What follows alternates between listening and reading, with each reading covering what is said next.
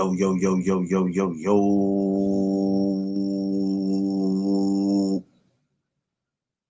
Top of the top, my people. Good morning. Yes, sir. It is the 19th day of February. It is Thursday, Throwback Thursday, 8:01 a.m. We all should be thanking the big fella upstairs for allowing us to see another day, another minute, another hour, another second, um, another month, whatever you want to call it. You should always be thankful for that. All my travelers that's out traveling today, please arrive to wherever you're going safe. I don't care where you're going, make sure you arrive there safe, be aware of your surroundings and everything that you're doing and what's going on around you. As you're coming in, my good people, make sure you smash that like button on your way in, on your way out. We're going to get to this boxing talk, Throwback Thursday. We're talking about a Hall of Famer. I don't believe I spoke about him before, but I believe I mentioned him in different uh, fights I've talked about. Wade Mercer. We're gonna get to that. Get my brother D Free up here. We ain't gonna waste no time. So let's get into it. So for my regulars, my newcomers, everyone, welcome to the No Duck Zone podcast. Let's go. Brother Free. What's up? Hey, what up? I Well, see. Free, what's up? Where my girl at? sleeping? Oh Lord. At some point after this year, that woman got to sleep for the rest of. She got to sleep for the rest of this year. She got the rest. She worked too hard. Seafood, I see you. See, those are the type of women, Free, we can't trade in. We got to keep them kind of women. They hardworking women. They are a blessing in Yeah. disguise. They are a blessing in disguise, and they're the reason why on Mother's Day week I'm doing something special as I do every year for them. So I can't wait to do that Mother's Day live. That's gonna be a real good one. All right, Free. First of all, yo, great show with y'all BBO last night. Y'all had me in here laughing last night. I said these fools is crazy. Y'all are crazy, man. Y'all are really crazy. I just like it how y'all keep it entertained. How we went from the boxing to the basketball, and I'm listening to. That was a mean. Hey, listen, that list you had was a mean ass. That was a mean ass list. I don't know how you came with that. That was a mean ass list. Oh, I mean, I keep telling people I follow sports. I'm not just stuck on one sport. I watch football. I watch basketball. I watch boxing. I don't really get into hockey like that. Baseball, every so often I watch it. Um, but I follow sports. Yeah, that was I can't hold you. That list was crazy, and I didn't think about that until after. I said, "Yo, he got a." I said, "Damn, Free got a mean." I said, "He got a mean list." I said, "Now it's gonna be kind of hard to top that list." That's damn it. A lot of people go for the flashiness and all this stuff. I go for who's going to give me the buckets and who's going to play defense. I need I mean, you can do all the fancy dribbling and passes and all that, shoot from a long range, shoot from half court, whatever. At the end of the day, a 3 pointer is a 3 pointer, no matter where you shoot it from. A 2 pointer is a 2 pointer, no matter where you shoot it from. And defense is defense. So I don't care Yeah. who's the flashiest. I need to know who can I count on when the game is on the line. What guys can I count on? And that's who I go by. That's why I say these are my top five in every situation. I mean, in every position. These are my top five. Yeah, just listening to that, I was like, I had to sit and think about it. I was like, yo, that is a mean little list. I mean, I listened to everybody's list and who they had. Um, I think some people need to go back to watch basketball. It's okay. Some people, I'm like, yeah, there's some cats that need to do their homework. But when y'all got to the coaches and all, I was like, yeah, you can never do a list and not have Phil Jackson on. He's definitely somebody you have to have. Greg Popovich, that was one of, I mean, what he did with San Antonio, Yeah, what and he did with San that's another Antonio, thing. A lot what of he people did with forget. San Antonio was unbelievable. Yeah, a lot of people forget about Jerry Sloan. They look Oh at my Pop. God. They look at Popovich, but they forget about Jerry Sloan. They're like, oh, but he never won nothing. A lot of coaches didn't win anything when they was going against Mike. They had to go Yeah, against Mike. They wasn't gonna win nothing. man. And it didn't matter if you played on the East or the West. Everybody, you know what people don't realize? Everybody suffered the same fate, which means when you had to play Michael, it didn't matter if you was in the Eastern Conference or the West. Didn't matter. You had to face the same music. The same music. Didn't even Yep. matter. There was only there was only two coaches in the playoffs that got a chance to beat Mike, and that was the coach for the Orlando Magics and Chuck Daly. Yeah, Those are the only coaches that got a chance to beat Mike in the playoffs. yeah. Let me tell you something. I tell people they best time, everybody's best time in the NBA probably would have been when Mike retired.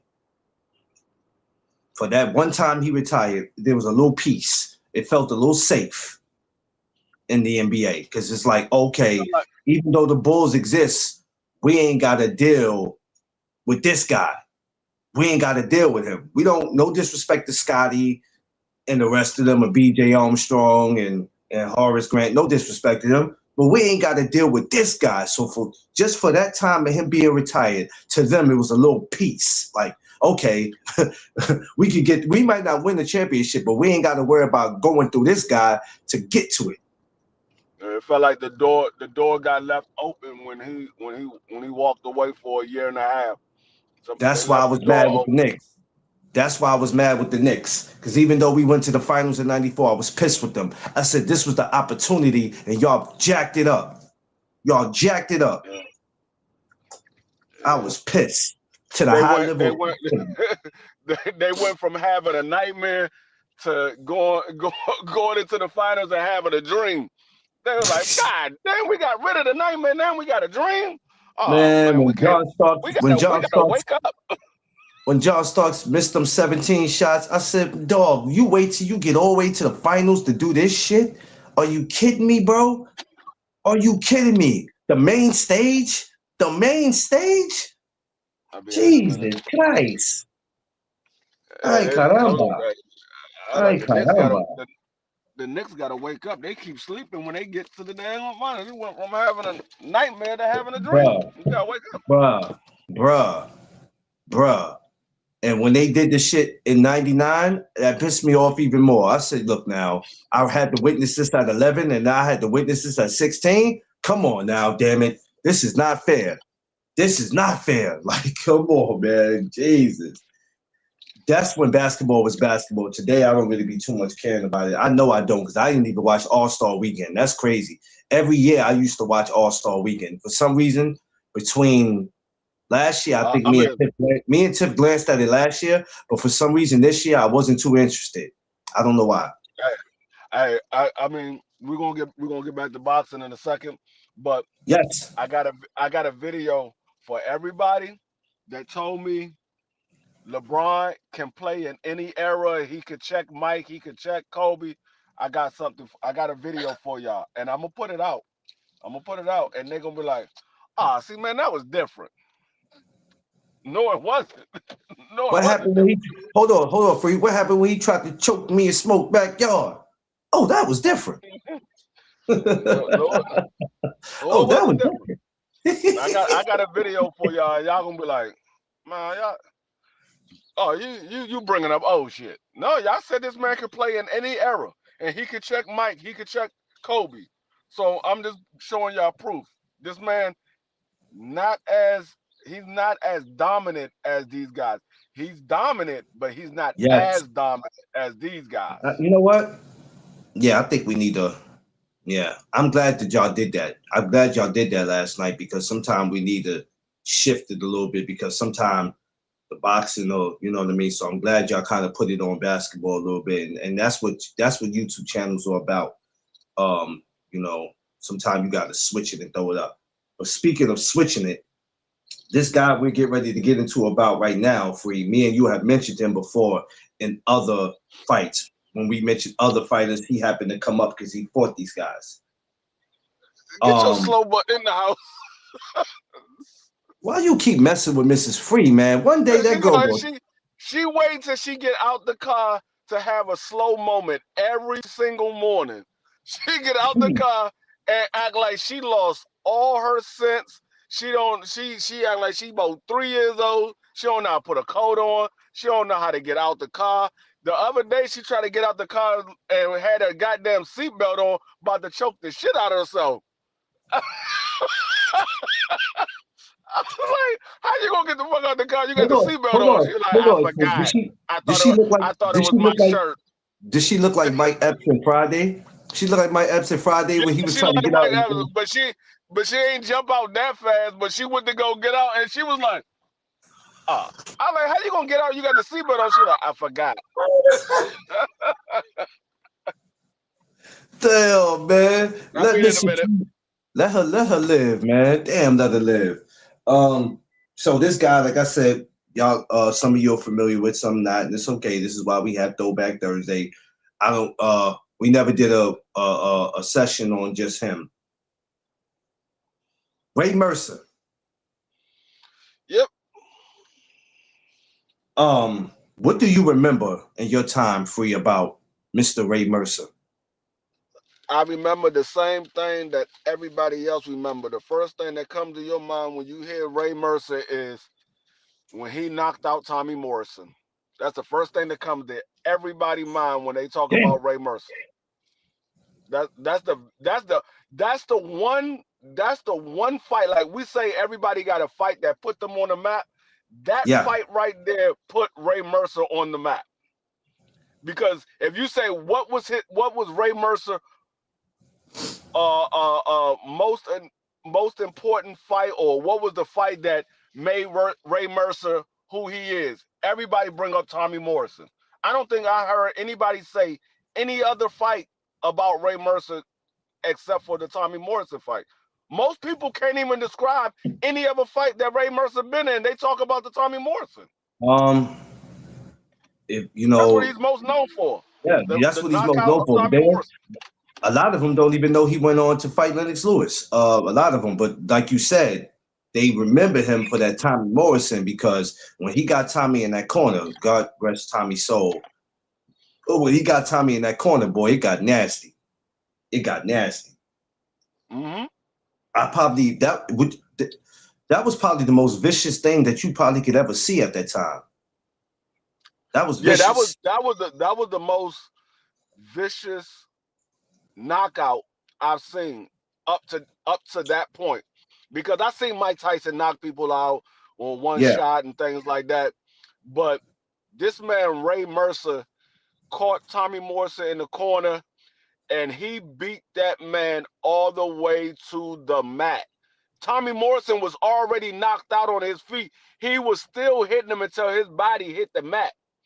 The referee couldn't even get in between them because Ray Mercer was throwing so many big shots. The referee was like, "Man, I'm not trying to get hit with that shit. I'm just waiting till you No. stop." And he was throwing it with bad intentions. Mm-hmm. He was throwing that shit with bad intentions. Like, wait a minute, you trying to style on me, white boy?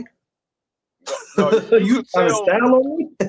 You could tell they had some type of animosity, or at least Ray Mercer had some type of animosity towards Tommy Morrison, because you can't tell me you this is a sport. We know this is a sport. Yes, they have issues or whatever, but this is a sport. But when you hit a dude and you see his hands drop, his head drop, his eyes is closed, and you keep throwing punches, and you're not gonna tell me, oh, you didn't know that he was knocked out. You knew he was knocked out. You had some bad intentions, and you had some animosity towards you. It was some type of tension between you and Tommy Morrison at that moment. It was some type It had to of be. some bad intentions. It had to be. And back then, being that there wasn't no social media, if they had any run-ins, if anything was said, we won't know because it was behind scenes. But usually, a lot of that stuff will come out later in the public if they got any footage or anything from that. But you would think after the first hit or the second hit, I would say he would. After Tommy started going down, that's the point where a fighter would look at a referee like, you can stop at any time now. But that Yeah, damn Ray just got Ray beat him damn near you might as well say he beat him to sleep. Basically beat yeah, him to sleep. yeah. He beat that man. He beat that man. No, you beat a man bad when you knock a nigga out and wake him up and knock him back out again. All before he hit the mat.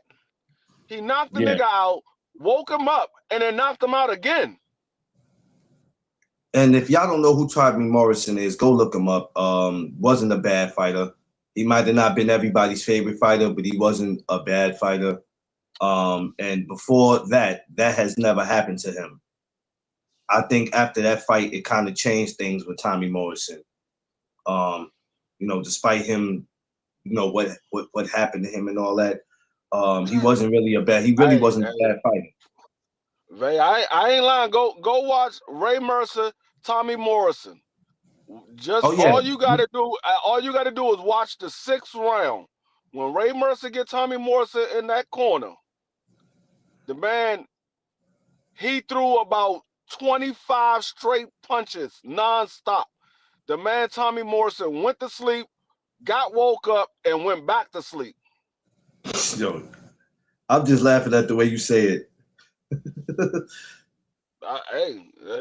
I'm just calling it how I see it. The man got, when he got hit the first time, he went to sleep, and then Ray Mercer hit him again. He woke back up, and then Ray Mercer just kept hitting him, and then he knocked him out again. I was like, this nigga got knocked out twice and never hit the mat. But ain't that crazy though? And to see something like that, I was like, yo. But to know somebody who's not really a boxing fan who don't understand, I'll be like, well, who is he? Because you always get those who is he.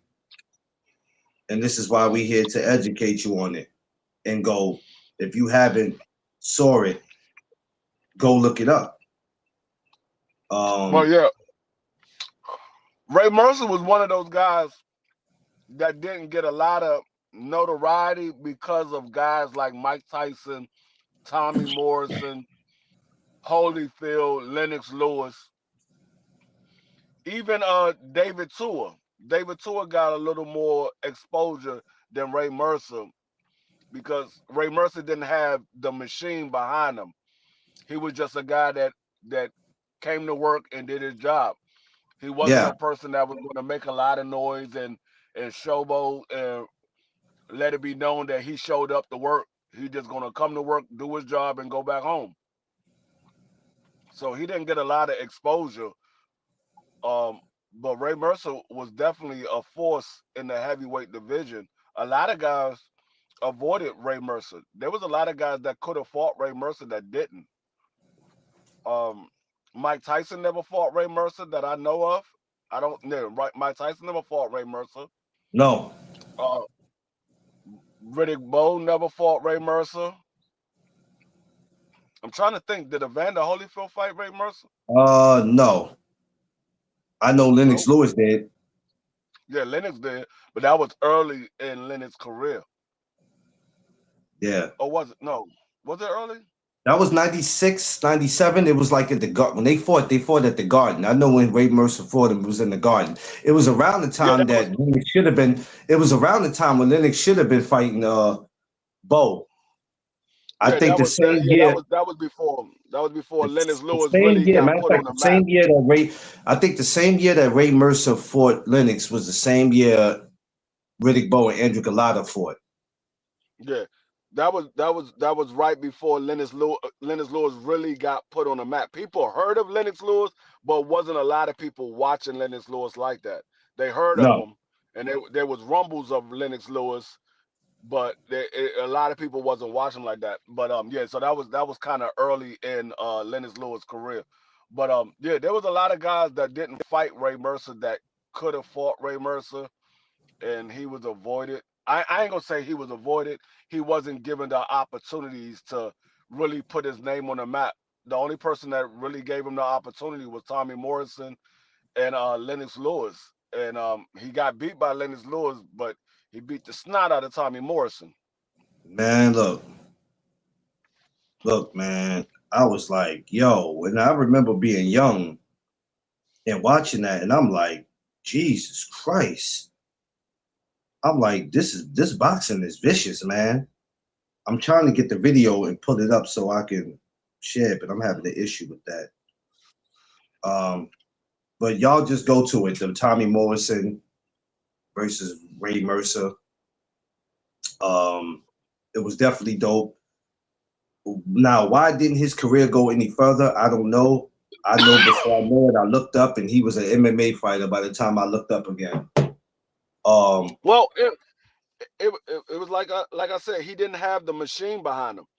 So you got to remember when Ray Mercer was fighting.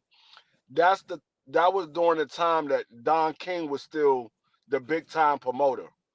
So if you wasn't really under Don King, you wasn't really getting fights like that. You was getting fights, but they wasn't being televised like that.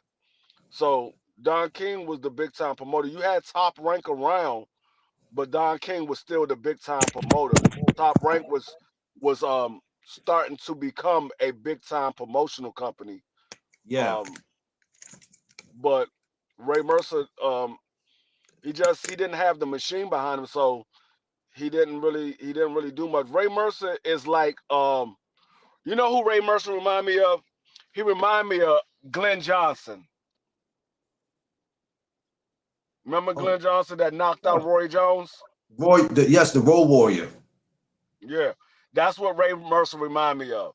Ray Mercer remind me of Glenn Johnson. Both of those guys were good fighters, but they didn't have a machine behind them, Yeah, so they didn't get the notoriety um, that other fighters got. Even though they probably would have beat a lot of other guys, or at least gave them a good fight, but they never got the opportunities. Glenn Johnson got the opportunity against Roy Jones, and Ray Mercer got the opportunity against Tommy Morrison, but that's about as far as it went for both of those guys. yeah. Because I was gonna ask you who was he under? Uh, Ray Mercer. I think Ray Mercer might have been under Top Rank. I think he might have been on top because I know he wasn't with Don King because Don King would have promoted Ray Mercer because Ray Mercer was doing a lot of stuff. I know Don King would have promoted him in some type of way. He would have promoted him. Um, but I think he might have been on the top rank. Because I don't understand as we were coming into the '90s. Any I believe he fought Larry Holmes too. Yeah, at Um, the end of Larry Holmes' career. yeah, At the at end the of end of Larry his Holmes' career, career. Larry. But you know what? Even though that was the end of his career for you know what I noticed? I said, oh, Larry put up a damn good fight. Yeah, he did. He put up a damn, and I was kind of surprised by that. With him being the senior, you expect him to go in there and get his ass put out his misery, but Larry hung in there, and I was kind of surprised about that. But yeah, it's crazy how people will just remember you from that. So yeah, I think Ray Mercer will always be remembered um, for what he did to Tommy Morrison. But Yeah. yeah, like you said, you don't have the muscle or the machine behind you because he should have been in a lot of other big fights. You had um, you had George Foreman who was still active at the time who made a comeback. Michael Yeah. Moore. It was so many guys at the time that he should have been in there with. Yeah. Matter of fact, let me look it up because I, and I wanna I, I wanna name some of the guys that he was in there with, and and that's kind of he had. free. Not to cut you off. That's what we kind of see in boxing today. When y'all sit there and say y'all want to see the best fight the best, you need to take advantage of that because there's a lot of these guys, like back then, there's a lot of these guys that's never going to get that opportunity to show what they really can do. So when they get in there with somebody that you feel like they beat easy or they ran through, the first thing you go is, well, yeah, well, who he fought. You understand what I'm Right. saying? Like this shit has been going on in boxing for years. For some of y'all that don't know, this is why these throwback Thursdays are so important when we talk about these guys. It's very important for y'all to understand that some of the stuff you see today been going on. And Ray Mercer's not the Yeah. only one. Ray Mercer's not the only one. When we spoke about Oliver McCall, even though he had what he had going on with him, I would have loved to see him go further in his career. There was a lot of guys I would have loved to see go further in his career, but some guys didn't have the machine behind them.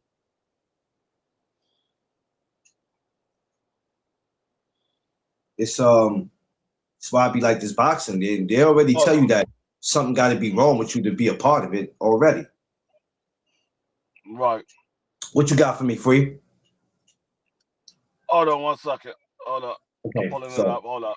while my good brother Freeze doing that, everybody just make sure you smash the like button as you're coming in. Good morning to all. Safe travels to all. I know it felt like I started the show kind of quick, but once my brother Freeze and once he's on, we just try to hurry up and get to where we got to go. I don't be want to hold up the show. So I know y'all be like, you super quick to start it. Yeah, I am super quick to start it because I'm on the timing. Okay.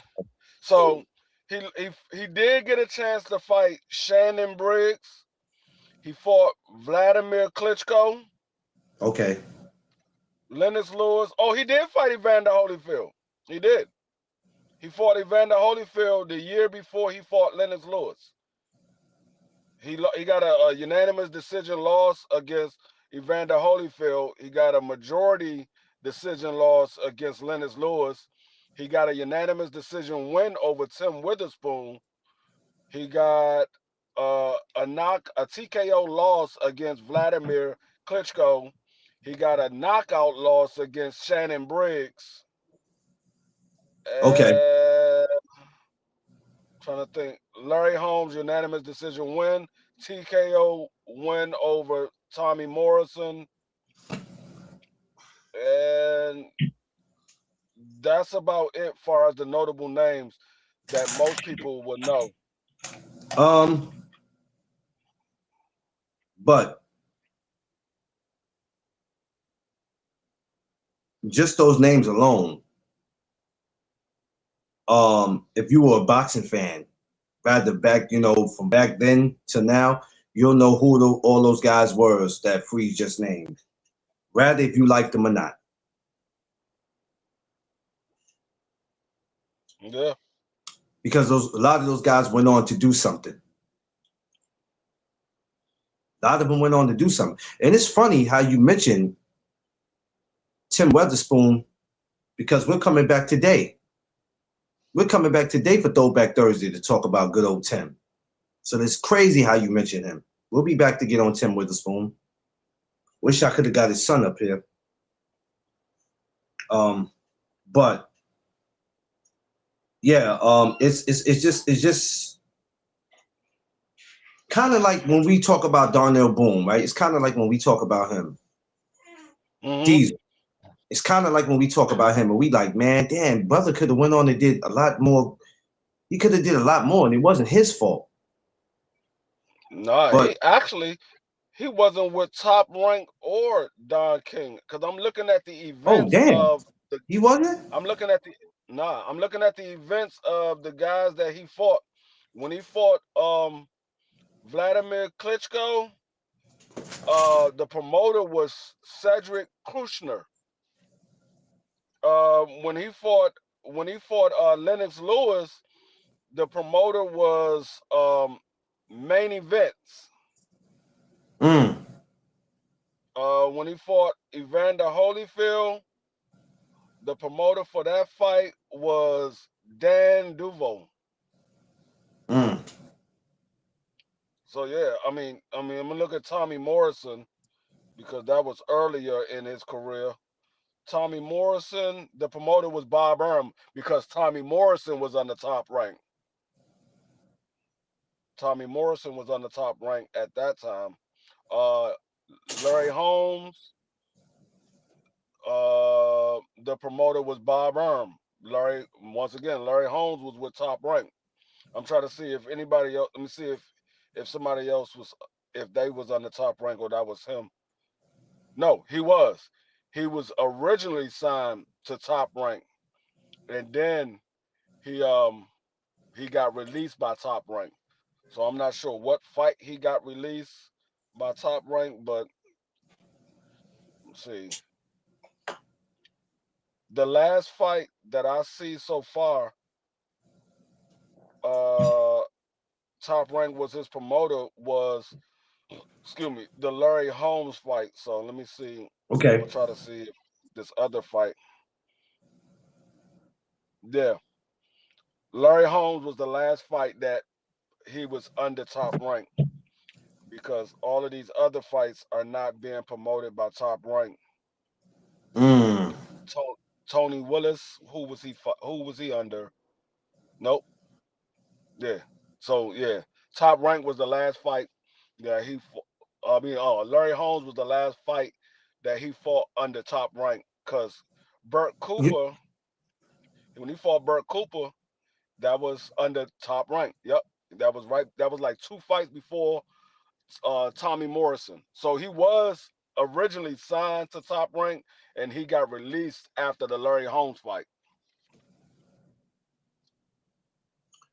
Free. Let me ask you, as being a fighter, um,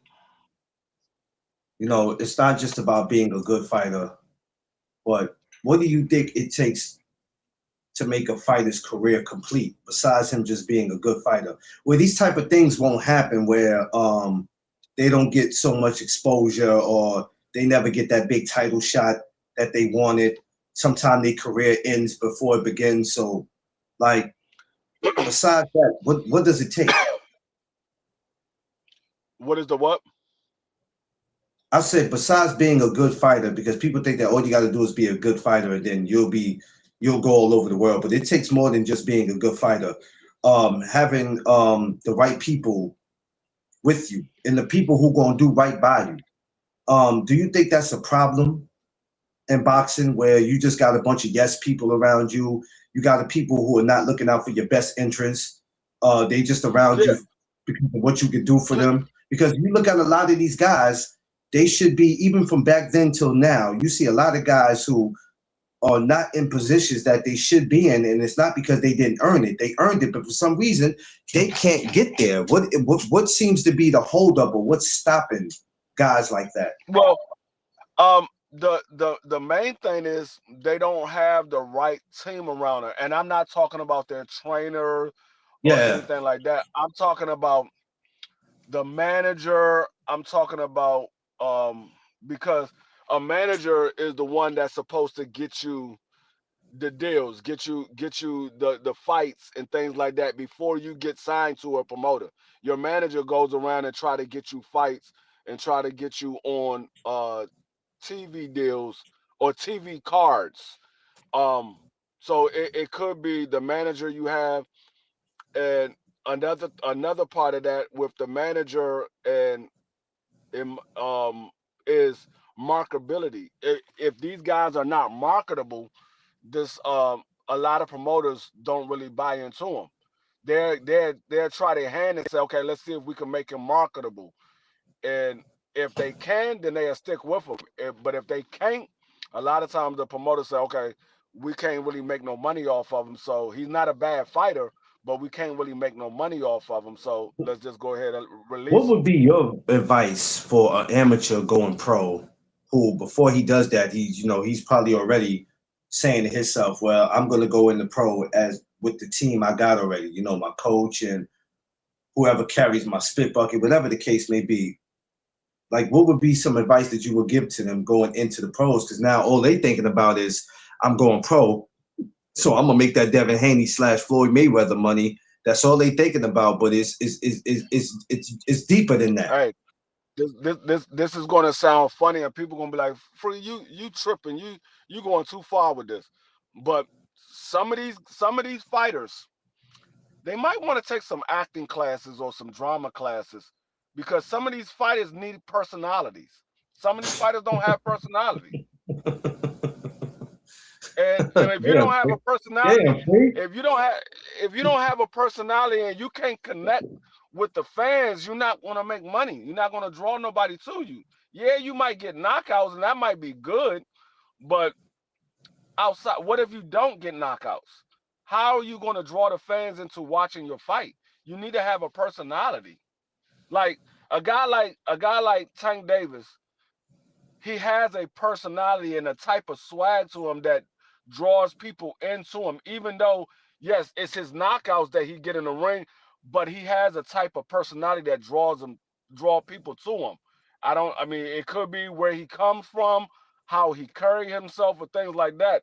But then you have guys like Shakur, who a lot of people they don't really, they're not really drawn to Shakur. Yes, They don't they'll grasp watch him. it They to say them. he's a Yeah, yeah. Yeah, they'll watch him and they say he's a good fighter, but they not willing to spend $100 on a pay-per-view fight for Shakur. They'll spend $100 on Tank Davis because they know they're going to get action in the ring. But you can still be exciting and not be a knockout artist. You know what? Sugar Ray Leonard he got knockouts in the ring, but not all of the time. Sugar Ray Leonard still was in a action-packed fight. You knew you were going to get some action when you watched Sugar Ray And he could, Leonard fight. and he could, and Sugar could talk his ass off too. Yeah, I mean, a lot of these people they have personality, even though they might not been a knockout artist. They have personality. You know what? That's why I think when you mention that now, to me, when you mention that category, let's take boxing out of it. But when you just speak about that, as far as the personality or behavior, this guy I'm gonna mention right now, some people was like, "Yo, man, that dude was deranged. He was insane. He been too much." But this is the reason why you was gonna pay to see him win. You was gonna pay to see him lose. But that goddamn Mike Tyson, Yeah, you was going he had a personality. even though he said stuff that made us say, "Yo, Mike, that's not cool, I Mike." mean, people was looking forward to seeing what Mike Tyson was going to do next outside of the knockout. They were like, okay, what is he going to say next? Because Mike Tyson be saying some crazy stuff on the goddamn mic. What is he going to say next? It's the same thing No. like AB. AB would say some crazy Oh stuff, and they'll be man. like, okay, what is Adrian Bona going to say next? A lot of people, they tune into the press conference more than they tune into the fight for Man, AB. They listen. want to see what he's going to say. When AB said I'm the can man, anybody can get it, a Dominican, an African, I fell the hell out. I said this dude right here this dude is insane. I fell the hell out. Mark, I when fell that out. nigga said, man, these niggas ain't with me. Linda Edeby, you ain't with me neither. Man, man, get that shit up out of here. Some soft ass shit up. Shut that soft ass shit up. You ain't with me. He said I was let me say I'm with TMT. He said, yeah, but you ain't with me. I am with you, man. Man, shut that soft ass No, shit. You got no, that, no, man. no, Shut that no, soft ass listen shit though. up. Look, check it though. It said you don't talk to me like that. Don't talk to me. You don't talk to me like that. Man, shut the fuck up. You ain't with me. He said, you got the man, shut that. Yo, I used to laugh. I used to laugh because Chips, I used to play that clip all the time, and I would be in the house crying. Hey, dog, I'm gonna tell you something. I'm gonna tell you what. I had niggas laughing like shit when I did the daggone debate series because I said that exact same thing in the debate series. Dude was debating somebody. I forgot who he was going for. And he was saying all this stuff. I was like, man, you ain't with him. You got the man, set that soft ass shit up. Them niggas was laughing like Because they knew what you was talking. They this knew what you nigga was free talking about. stupid. It's like this nigga Oh free God. stupid as shit. He said needs a good manager that knows people. Yeah, because what we're doing is not just speaking on Ray Mercer, but we just speaking on people in general that what is it going to take for these guys to make sure that they have successful careers? Now, granted, only way a guy doesn't really have a successful career is if he doesn't want one, which means he starts going out there getting into trouble, doing all kinds of shit, and he throws his career away. But for a guy who's doing what he's supposed to do in the sport, who's fighting who he's Yeah. supposed to fight, nobody has time to sit around and wait for be a mandatory for 5 years, and they just sitting around waiting See, for a miracle to happen. Like that's shit, like crazy. that's like that's like what's my guy name? Um Arthur. Arthur. Arthur is a hell of a fighter. He don't really say much. He don't watch boxing outside of when he's training for a fight. So a lot of people don't know who Arthur is unless they watch YouTube and they hear us talk about Arthur. A lot of people don't know who Arthur Baturalev is. Baturalev. They don't know who he is unless they hear us talk about him because he doesn't put himself out there. He don't really care about the fame and all that. You know He what? just wanna he I just was thinking of Arthur Abraham. I was gonna say what? no My bad. Arthur Baturalev. But yeah, Yeah, he don't care about the fame and all that. He just fight who they put in front of him. He like when they yeah. was asking him about David Benavidez, we did a me and Thomas did an interview with Iceman Scully, and they was like, so how did he feel about the fact that he didn't David Benavidez didn't come up to light heavyweight and fight him?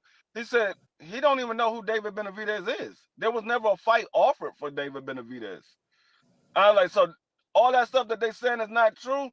He was like, no, they might have gave David Benavidez the opposite. I mean, the WBC might have told David Benavidez they allow him to move up there, but we never offered David Benavidez a fight. Um, Well, we never offered him a fight. that's where we get twisted in these AI videos because now these AI videos make me sick. So certain videos are being made, certain posters are being put up about stuff, and as soon as we see that, like I've said in the past and recently, that we see that and we take it and we run with it and we believe it. We believe it, which is nasty and disgusting because y'all letting AI and y'all letting people who's out here cloud chasing and just looking for views put shit up. Let me tell you something. I'm gonna say it once and I'm gonna say it 100 times or maybe 1,000 more after this. If you do not have any connection with these fighters or their trainers where they could tell you what's going on before the public finds out and they ask you not to say anything, you don't know shit. So stop assuming Yeah, because you see something posted up on Instagram, you so quick to take it and run with it. Well, it has to be true, Free. It has to be true, Seafood. They posted it. Who posted it? Did the yeah, fighter post it? Did his team post it? Did his coach post it? No, but this I don't care about that guy. Who the fuck is that guy?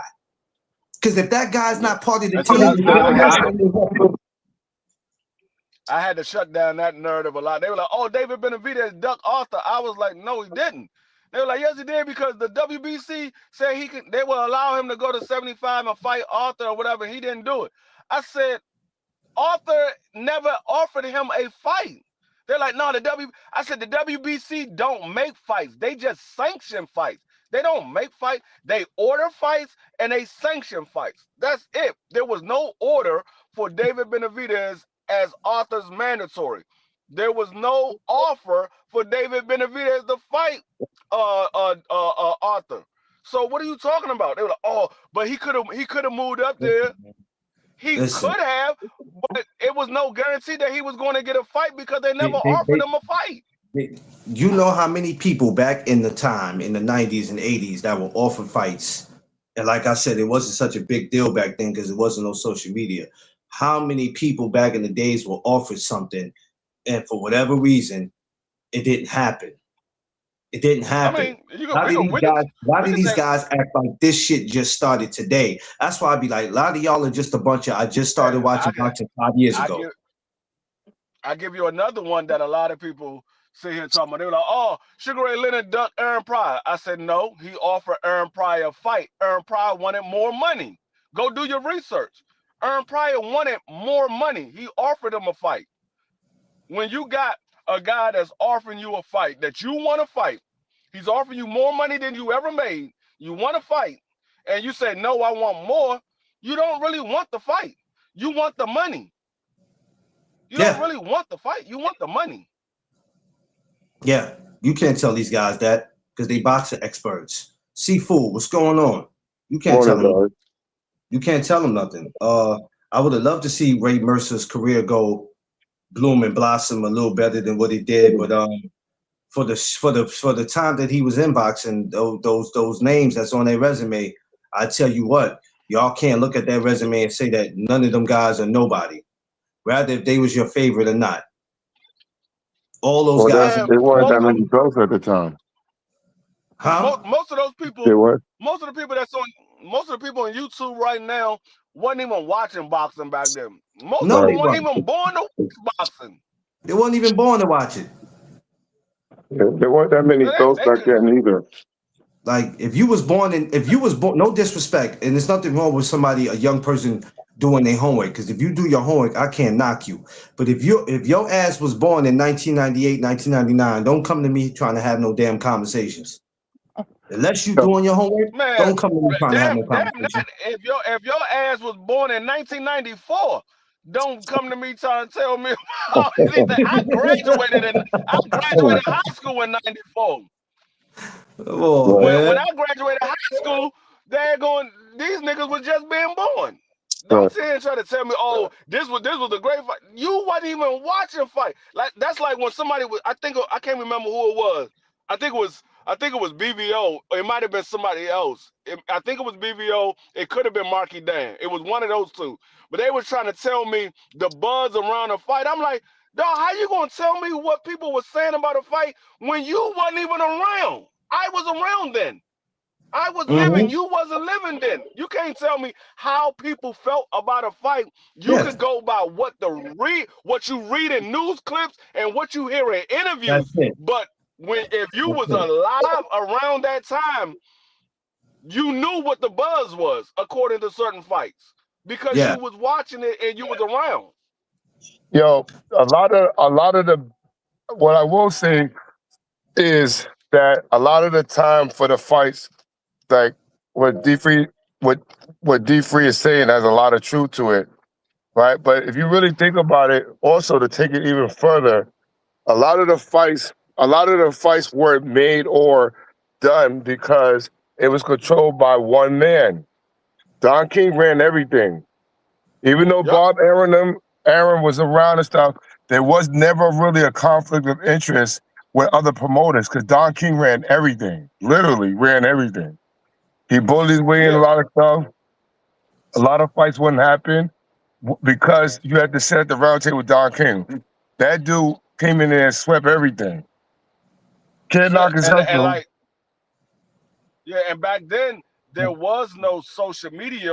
Right. All of the news that you got was either from Ring magazine or a newspaper clipping when the press was there for an interview or You for want to know a press something, y'all? conference. Get you a magazine and read. For all you newcomers, get you a magazine and read if you want to know something. Stop sitting around in the house That, waiting for something to hit Instagram and then be like, it's got to be true, Free. It's got to be true, Seafood. Why would they post it? But if it didn't come from the man himself or his coach, y'all keep running with that and y'all take it and actually the, believe it. And then you can't wait to get on somebody's show just so you can feel like, yo, I seen it. I could talk about it because I seen what they, man, Yo, shut that shit ass up. I mean, I keep it real with you. Like stuff like that. like as far as what I was saying about Don King, you would never find that in research unless you knew or had a coach that did business with him or something like that. My coaches did business with him a lot, Um, and he you know pay what? out, but he was and he controlled the networks also. That's another thing Yeah, that these promoters don't do. I'm gonna tell you a yeah. funny Like story, and I think I shared. Don I King. think I I'm gonna think tell you who's moving like Don King right now, and that's Turkey. Turkey Yeah. is controlling. He's controlling the media. He's controlling the network, and he's controlling the fights. He's moving like Don King is moving, and he's doing that right now. Well, mainly because he has the capital. Don King ruled it Yeah, on straight strength. Like he just went in there and bully him up like they used to do in the music industry. Just go in there and just like, yo, you gonna do this? Or we gonna have somebody at the side of your door. You know what I'm saying? He's strong on yeah. a lot of yeah. people, but you couldn't do nothing without Don King until Don King had they flushed all his fighters out. They flushed everybody out. When they started beating his fighters, that's when he didn't have creative control anymore. Hey, and Don King's still doing that Yeah, because yeah, he is. Michael Hunter was supposed to fight on a Ring magazine, a ring card. He was supposed to fight on a ring card, and Don King said, "Hell no, Turkey, you ain't talk to me. My fighter ain't fighting on that damn card." And he pulled Michael Hunter right off that card. Michael Right, Hunter hasn't fought since. right. Well, they don't want the bullying in the sport anymore because I'm telling you, Don King was a threat. Like that dude he used to terrorize everybody, bro. But again, now the times now, it's too much money involved now for him to be on that demand because even the mafia wanted to get at him too. So Yeah, you know what I'm saying? It's deeper than you think. But when it comes to that, they can't do that to Alashiki. Like Alashiki's not he's not yeah. playing. And yeah, times have definitely changed. So ain't nobody going for all that bullying shit. I mean, the bully days in your era is over. You're an older man now, so it's like enjoy the little bit of life you got left. No, No, not to be funny. listen, to a degree. I mean, I don't Hold agree on, with hold on. all I'll of be his right back. tactics. I don't Yeah. agree with all of his tactics, but to a degree, Don King was very necessary. You know what I'm Oh saying? yeah, Because yeah, yeah, a yeah. lot of You know, black listen, fighters, yeah, we live in the world where it's always out with the old and in with the new, whatever right, that new is. Now that new might not be exactly what we used to know, but right, it's we just live in a world where it's always going to be out with the old and in with the new. We don't right, like it, but it happens. That's why I always tell people in life, make what you can make out of life because you're not going to be right. able to do it forever. And then one Nope, day your time is going to end. So if you see somebody else doing something that you feel like you should have been doing, how dare you go out your way to hate on them when you had the same opportunity to do the same shit? So it's like, do it while you're young, because it's going to be a day where you're not going to be able to do it. Or right. somebody gonna look at you like, man, you old this shit, man. I'm not. Nobody So cares they about tried you. that with him. Joe, I'm telling you, You Don old this King shit. had a real ill hit team, bro. Like that dude was Yeah. official. Well, he was. You know what? One of my favorite boxing movies is the Don King movie. I watch it on YouTube all the time. Right, Um, and when I seen how he got into boxing, I sit back and I go, damn. But he was a smart man. He wasn't no dummy. no, he You wasn't a know, dummy. people might have not liked the way he did things, but he was No. far from being a damn dummy. And that Yeah, was he a wasn't a hustling dummy at dude, man. all. That was a hustling dude. Man, there was days I used to be like, man, I wish I could call him and ask him a question about some shit. Cause I be having questions. I be having Right. questions. We're talking about a time where like white people were really afraid of black people, especially black people in power.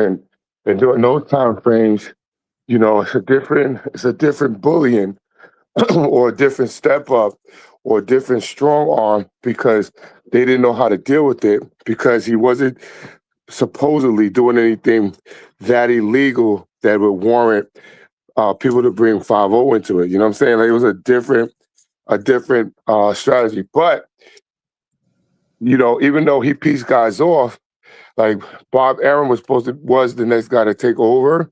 But even when he came in, the outside foreigners started coming in because they brought a bigger money market to the business. And when they did that, the regime greed took over. You know what I'm saying? But they knew they had to squeeze Don King out. Legally, they had to do it. They couldn't do it no other way. But once he's out, they didn't let anybody that was affiliated with him back in. Nobody. Even when they gave Adrian Broner crazy money, they was like, hell no, we don't want this dude back in. If he gets back in. Right? When you're not, and this is gonna sound crazy, but when you're not born into something, you're not born into the sport of boxing, and however you get in, you just got to be careful how you move. By all means, make your money, but just remember, one thing you don't want to do is burn bridges. You don't want to come in stepping on people's toes.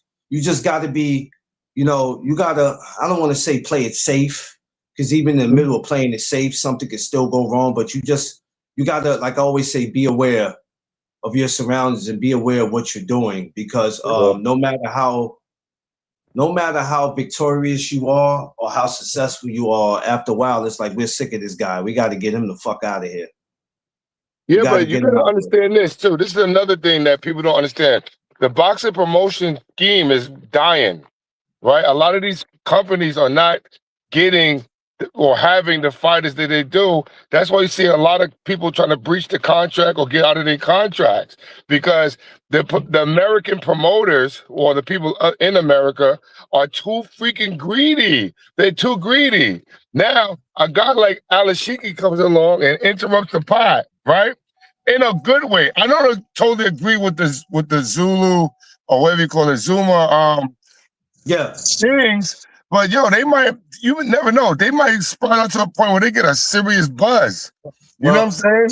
I'm giving them a little more time before I be quick to jump on the, you know what I mean? Because they still new. I'm giving it some time. I have to see, I'm the type that you can't impress me 1 or 2 times with something. I got to see you do something a couple more times before I say, you know what, I like them. It's like almost watching a fighter. You can't jump on the bandwagon because you've seen a fighter in 2 good fights. Now you think he's that dude. I need to see a little more from you before I can vouch for you. I think Zuffa Boxing will go on to maybe do something great. I'm not going to sound like a hater because I don't know what's in their plans for 2026. They could bring us some fights that, they could make a lot of popping shit happen. So that's why I don't really speak bad about them. I just say, you know what, let me just sit back and see, what they got for us. I think people are quick to speak bad because a lot of people are not sold on Turkey still, and people feel how they already feel about Dana White. They take his resume and his work from what he did in MMA, and they go, man, he couldn't be successful in MMA. What the hell is he gonna do in boxing? I mean, that's how people. But he was successful in MMA. That's what people don't understand. Which means what I mean by that was, let me change that up. Not successful. When it came to paying guys, they felt like it was a lot of guys who, they used to say MMA, they talking about boxing was a poor man's sport, but it wasn't that damn poor because a lot of the MMA guys were transferred over to boxing just to make some money. So I'm like, why was it certain guys in MMA getting the big pays? You understand what I'm saying? Like, guys in boxing was getting bigger pays than guys in MMA. There was only certain guys in MMA with the big names. You understand what I'm saying? Right, but look, even Conor McGregor, who was probably one of the most popular ones there, they were making top tier money for the sport, but not their money came from other affiliations. It wasn't. Look, Conor McGregor. A lot of people don't understand that Conor McGregor was a boxer before he was an MMA fighter, right? So when his personality, let's quote what D. Free say, his personality stood out so much, and he was good. You couldn't help but give him the money that he was deserving.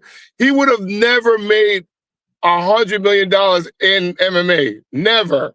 You would have never made that. No. You know why? Because the network, or the owner of the network, is too greedy to share that type of profit. Look at the buzz with Ronda Rousey. Ronda Rousey swept the nation with who she was, and she was a judo fighter, right? Once she got beat, they started treating her like trash, right? Yeah, I'm they did. saying that. They definitely did, though. They definitely did. Right. But I'm saying that to say that in that affiliation, there was only one ruler in it. And Dana White was the dude. For Yeah. boxing today, you really think about a lot of the top 10 or 5 guys, right? Who are only really controlling the airways and the social medias because they are the top dudes, right? But Zula or Zuma, whatever you want to call it, is sweeping up all the underlings who are good, just as good, or even better than the title holders right now. And they will make it entertaining after a certain part, a little bit more investment in it. But eventually they will make it to a point where you're like, damn, bro, like we got to start looking at that stuff. Because the rules that they have now, they're not going to stay fully functional for the whole narrative, right? As long, I mean, boxing will never die out because of the amount of people that are in it I'm glad you said across that. the globe. I'm glad you said that because I'm tired of weak ass people always saying that because y'all are so spoiled because y'all can't get the fights that y'all want. Do you notice that, gentlemen? That's what everybody likes to run to when they don't get the fights they want. Yo, boxing's dead. How? You was just doing backflips about that shit last week. Now this week is dead. Like that shit be killing me, bro. Well, That be okay, let me make a comment on that. yes. And D Free, see, let me know if you agree with me. Boxing is so big and widespread, right, that you cannot supply it to meet the demands of what the casual fan wants to see because it's too much money involved, because you got to pay these people, and because of the time frame it takes to train for certain things, it can't be an accumulative thing consistently.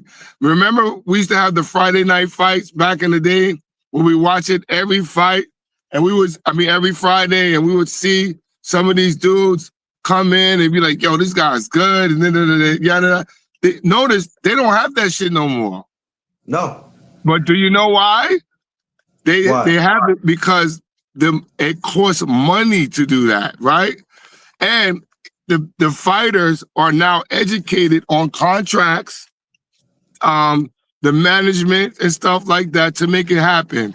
If the network, remember, when Don King controlled the network, he told them what to give him. These guys have to ask the networks to give supply to whatever the case may be to perform a good show. That's why it's such a high demand to get it. When Alice Sheikhy came in, he took it to a level that is like freaking unparalleled, paying these guys. Now, I understand the thing, like you never made this type of money before, and you're gonna get double what you're worth. I feel that to an extent, that shouldn't be the rule. It should be according to whatever they, like Mayweather to pay them. Like he made Madonna wish. Let's put it that way, right? Madonna wasn't getting shit money, but he was always entertaining. I mean, He Marcos definitely made it. Madonna has a good boxing record, regardless of anybody say. That Oh, motherfucker fought a lot of good guys. he made him rich not once but twice. Right. But you couldn't help it because of what they was teaching about. Thinking Yeah. about nobody again, no, like what you're saying to these guys that, yo, you guys don't know shit about boxing and this and this and that, and people make their own opinions. Yo, you don't understand what goes behind the scenes, bro. A lot of these guys cheat. I'm gonna tell you something else. The reason why boxing is falling off, and it's not just boxing, it's a lot of other sports as well, because NBA is falling off, baseball is falling off. Um, the only sport that's really staying on par or doing better is the NFL. But the reason why a lot of these sports are falling off, mainly boxing, is because they have so much stuff to do throughout the day. People can stream anything. Back in the Yo, that's day so funny you when say that boxing too. when boxing was on TV and people was watching boxing, there wasn't that many programs that you was able to watch. You That had true. HBO, Cinemax, and regular TV. Then Yeah. Showtime came along later. It was HBO and Cinemax. Those were the only Right. two cable programmers that you was watching. So you had nothing but to watch is regular TV and then HBO or Cinemax. So Right. you was watching boxing because it wasn't really nothing else to watch. Right. It wasn't really anything else to watch. So you was focused on boxing and you was focused on basketball, football, baseball, hockey, and then your regular TV programming. But now you got so many reality shows, so many Mm-hmm. streaming platforms. People like, okay, this is not a fight that I really care about. I'm gonna go watch something else. Right. That's why boxing is losing so much money because they got so many different things to watch instead of boxing. Yeah, Right. yeah, yeah. It's a tragedy. I mean, you Yeah. can't. But again, everything in life progresses in terms of technology, and there's always somebody trying to come up with a new thing, especially now when there's other ways to stream certain things or certain things and other sports evolve. You can't knock the way that most of the regime would try to hide how to make money because they wanted it all for themselves. But now we know how to generate on our own to a point where we could become thousandaires or millionaires, right?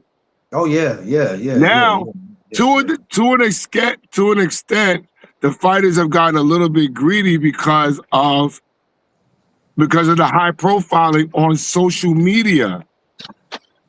Otherwise, they was content to Yeah. get away. I'm telling you, when Don King was doing his thing, he was giving guys money, but a fair wage to a point where you wasn't going to get greedy, but it kept them sport hungry. If you understand what I'm saying, it Yo, kept let it me. Yeah, competitive. I wanna. You, I wanna start. I wanna start. I'm gonna ask both of you something. Because you're in the game, Seafood and D Free. You're in this other game that I'm about to bring up. But y'all both have one thing in common. D Free, you have seen contracts before all the yeah. time. As a manager, right? Or as a trainer, whatever you want to call it. What are you looking for in the contract when you get it? As if you I'm have a looking fighter. for. I'm looking as a fighter. I'm looking for what are you giving me? I know what my fighter is giving you, but what are you Right. giving my fighter? Is my fighter going to have the freedom to make other fights that he wants to make? Is he going to be able to? Is he going to have the freedom to be able to do interviews, to do commercials, to be get sponsorships? Because a lot right. of times, what people don't realize is when you sign these contracts to promoters, a lot of times these promoters are getting the rights of the fighters. So the fighters Mhm. has to get the promoters permission to do everything. So That's I'm true. looking at, okay, what are you offering my fighter? If you offer him freedom to be able to do other stuff, but you still give him fights and you guaranteed a certain amount of fights, okay, let's see how many fights you're guaranteed and what level of fights are you guaranteed. Are you just saying I'm guaranteeing him 7 fights? Okay, are you going to guarantee him a big fight at any part in any part of that 7 fight deal? Are you going to guarantee him a television fights, or Right. are they just going to be just 7 random fights? Right. Yo, free. You want to hear somebody that who had a really good contract from the beginning that people don't recognize? And I read it because they brought it to me. Edgar Berlanga. They had a Uh huh. really good contract from the Um, from the very beginning. what I about was you? like, But huh? what about you, Seafood? Now Right. you being the trainer and having a, what are you looking for when you see a contract? I'm looking for at least a 3-year contract. What is guaranteeing me, guaranteeing good competitive fights, good wage, whether it's going to be a per diem thing or they pay me a certain salary per fight. I'm looking for to see how much of the promoter's taking out percentage wise, and I'm looking for what does it get? I wouldn't go no more than 2 or 3 years on the first type of sign out for a guy from amateur to pro, only because there's better contracts or offers as he gets popular, and a good signing bonus too. If my guy's good, he got to get a good signing bonus. You know, see, And for as how far hard as is the other stuff, we want to be open to get endorsements, open to do other stuff that I feel that should come along with it as well. I talked to Coach Blimp about this one day. A matter of fact, a couple times I've been in Gleason's to holler at him about this, and other coaches in the past. How hard But, is it to hold on to a fighter that when you get him to a certain level, right, uh, and he's undefeated, but now he starts to feel himself. He went from listening to you to telling you what he's not going to do or what he doesn't feel like doing. I know you haven't went through that, and you're not going to go through that. But it's like, what is up with these fighters that's doing that shit? They get to a certain level and they just feel like, man, FIFA, I won 15 fights in a row, man. The fuck, right. what are you complaining about? I don't feel like doing no road work. I don't feel like doing any of that. I'm good. I'm chilling today. No, but listen, when you get signed to a contract, your workout requirements are not in the contract. That's up to you to do all that stuff. No, but Some I'm people saying that as far as you being, I'm sorry, as far as you being a trainer and you're telling them the workouts to do, like when he's in the gym and he's telling you what he's not gonna do. come on, bro, you don't even not to even tell I that to me know, I because know, I know, I know. I'm you just know, saying. I know that already. That ain't nothing well, new. We know that. there's dudes, I'm just there saying are how you there are fools, fighters that these get a dudes. little there are fighters that get a little cocky and a little stuck up at times, but you got to be you have to have a good team to tell them to humble them, like to let them know, like, my man, we the DJs of the sport, bro. You wouldn't be nothing if it wasn't for us. But you also have to have a good relationship with the guy that teaching them the business, because a lot of these fighters don't know the business. They let the management take over. You don't even know like De La Hoya. De La Hoya tries to dictate contracts for fighters that they don't even know what the stipulations are. Like, that's crazy. How you don't have the fighter in Yeah. the room with you? Like, that's crazy. You But know, again, I mean, when you, it you, comes to that, a fighter telling you what he's not going to do or whatever, if you got a contract with a fighter, one, most fighters not going to want to break that contract with a trainer because they know it's Mhm, going to cost them a lot of money, and mhm, the trainer ain't doing nothing wrong, because what they're going to say, oh, my trainer's he's been too hard on me in training camp, or he's been too hard on me in the gym. The judge gonna be like, well, you got him as a trainer. What you thought he was gonna do? Be easy? So they're not trying to pay that money to get out of that contract. right, right, So when you have that contract with that fighter also got to know whether you are a bullshit trainer or you are a strict trainer. And they know that within the first couple of weeks of you being their trainer. They know, okay, well, he's going to let certain things slide, but he's not going to let certain things slide. So they know what they can get over and what they can't get over. But if you straight down the line from day one and you never change that attitude, they gonna know, okay, I can't come to my trainer with no bullshit, because I know he ain't playing no games.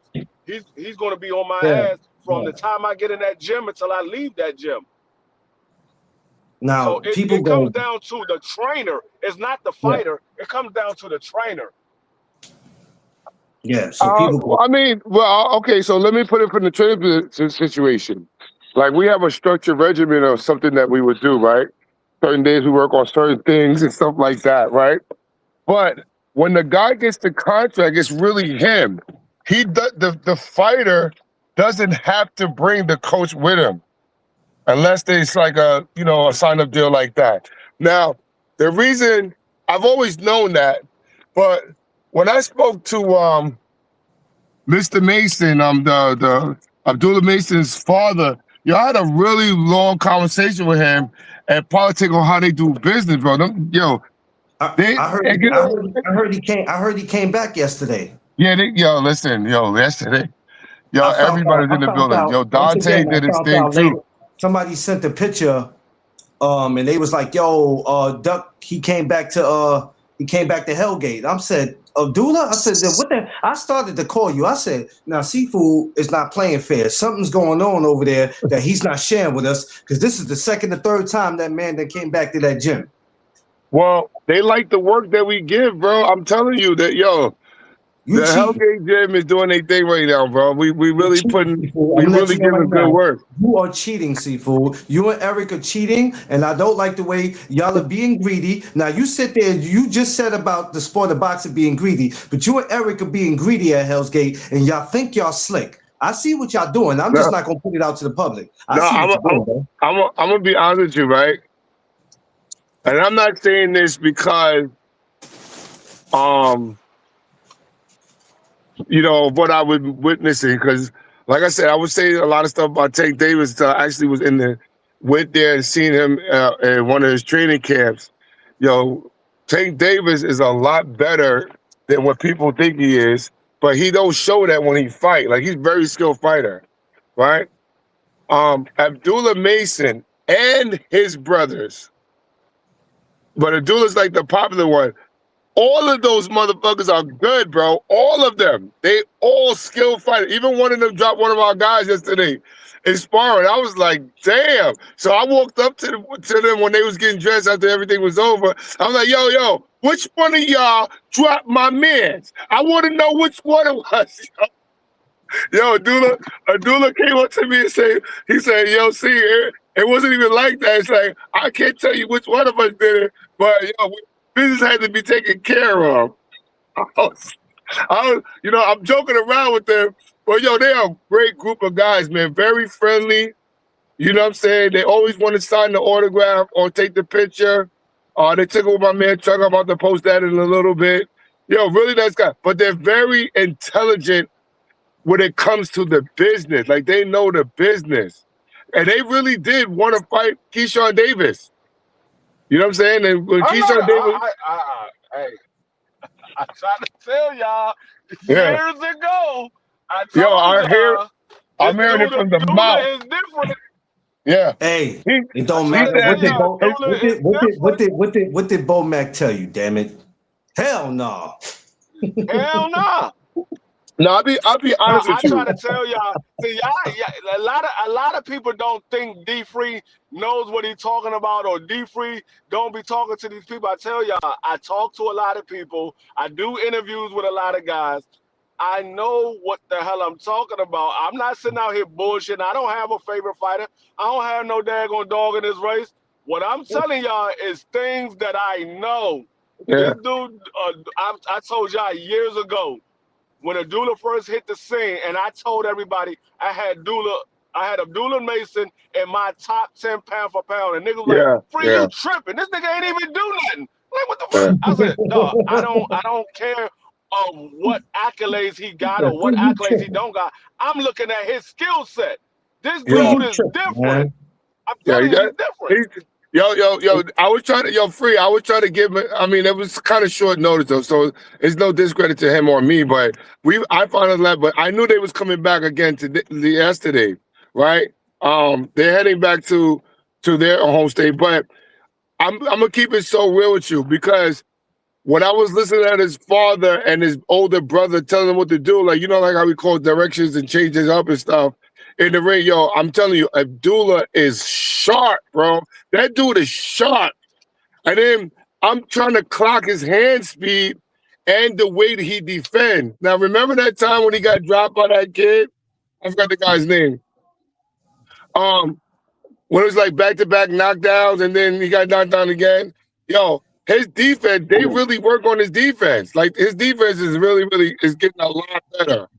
Um, I still think he could beat Keyshawn myself, but I like the dog in Keyshawn. Like, it would be very competitive if him and Keyshawn go at it.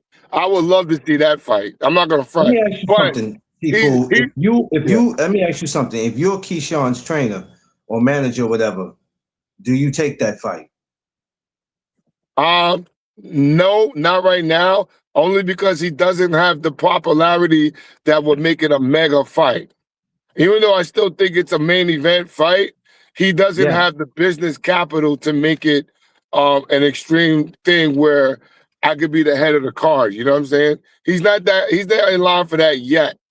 But it is an interesting fight because you could tell he's really come back for a 35.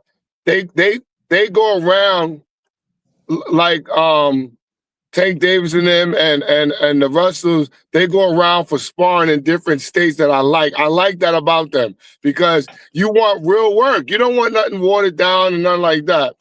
And they sparring top dudes. They're not sparring bullshit guys. You know Dante Lane, right, from Rockaway Ropes. Yeah, he sparred one of the Yeah, Coach Ken. Yeah. Yeah, he sparred one of the guys. Shout out to Dante Lane. That motherfucker's good too. Like I think he's amazing myself. But Yeah. Dante put it on one of the brothers yesterday that I was like, damn. It was like straight clinic, bro. But the thing is, you want to be a part of the training camps for them because they definitely looking for good work or people to fly out with them or something like that. And I was hearing them talk yesterday. And that shit was really, really dope yesterday. But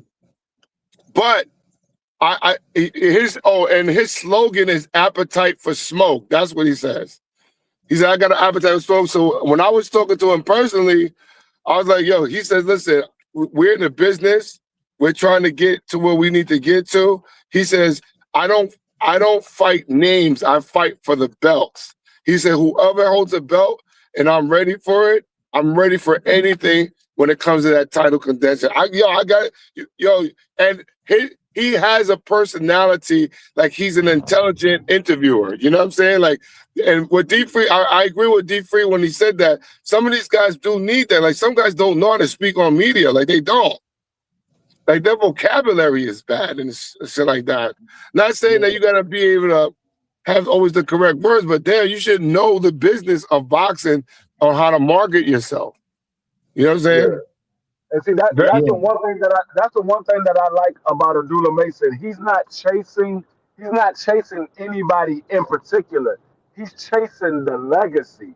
He's Right. looking to prove that he is the best. Whether it's Keyshawn Davis, whether it's Shakur Stevenson, whoever they got ranked as the best, that's who he's looking to get. So if this guy got the belt and they say he's the best, I'm going to take that belt. That's the belt that I want. I'm going to take it. I got one. Let me go look and try to see who else got a belt, so I go take their belt as well. Yep, he's definitely on that, bro. And you can't knock an ambitious fighter. He really wants to be a competitive and defending world champion. Now you got to respect that. Yeah. You got to respect that gangster. I wish you was there, see, because you could have, and they're very, very friendly. They're not like no stuck up shit. I met them before when they came up to New York. I forgot what card was that he was fighting on, and he came up here and I got to rap with him just for a couple minutes. I didn't get to do an interview with him because they had to hurry up and get to where they was going. But I know for sure now that he's been here twice. I have a feeling it won't be the last time we see him back at Hell's Gate. He's definitely come back to Alger, and he likes my logo brand.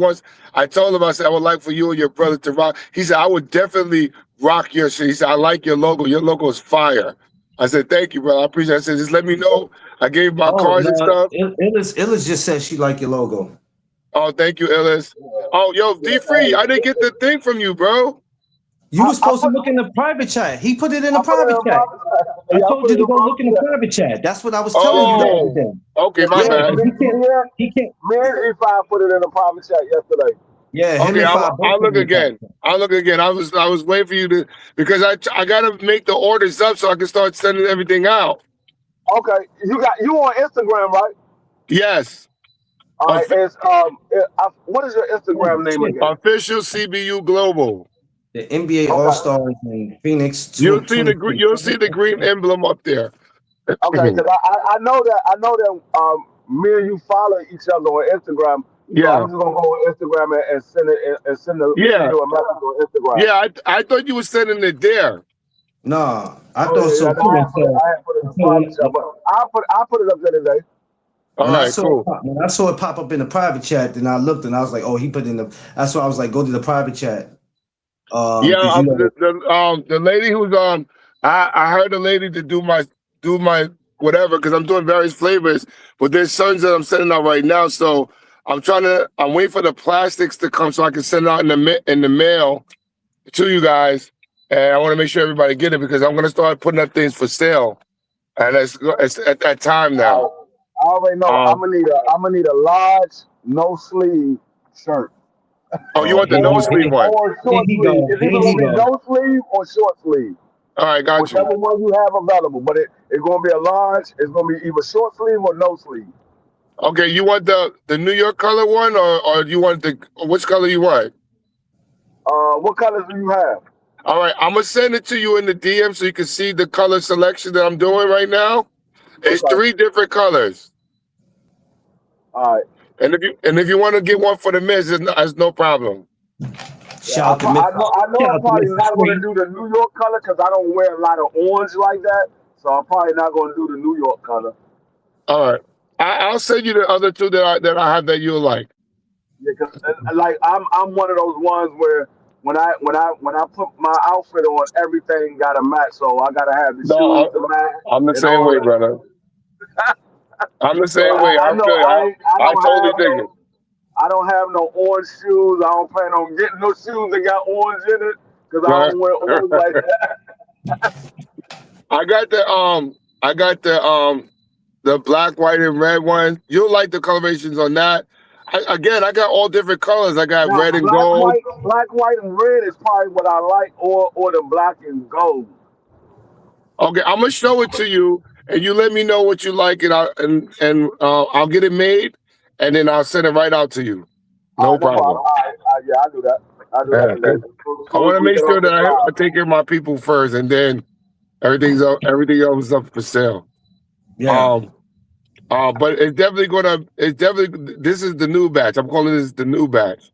So it's definitely, and I even made a specific colors for the ladies too that they would like as well. But again, I'm gonna put it up for purchase and put it on my media, and then Are you but for you gonna? guys, Are you gonna? Are you gonna have a website for it? C4. People got to reach out to you for it. no, I'm gonna put it on my DM. I mean, on my Instagram, and Okay. I didn't do the website yet because I have a website, but it's not completed yet. Only because I'm putting up a variety of things. It's not gonna be just because I'm doing a run club as well. Okay. Oh, Yeah. Okay.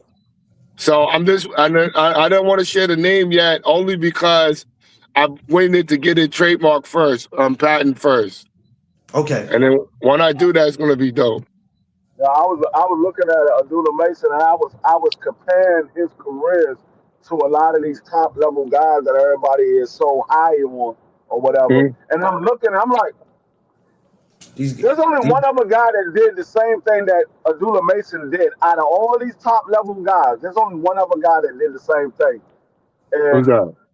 that was Tank Davis. Oh, right. Tank Davis came into the game at 18 years old. By the time he was 21, he captured his first title. The only other person that I know that did the same thing was Abdullah Mason, because I believe Shakur was like 23, 24 when he captured his first title. I know Devin Haney was like 23. I know he was 24 when he became undisputed. I think it was like 22, 23. But Devin Haney has been fighting since he was 16 as a pro. He came into the pros at 16. Um, Right. and then, so yeah, and I was like, Tank Davis, the only other guy that I know that came into the game at 18. By the time he was 21, he was a world champion. Abdullah Mason did the exact same thing that Tank Davis did. Yeah, he did. Hey, yo, isn't it crazy that some of these young guys, and they're not even in their full man strength yet, and they're fighting grown men and beating grown men up? That's crazy to me, bro.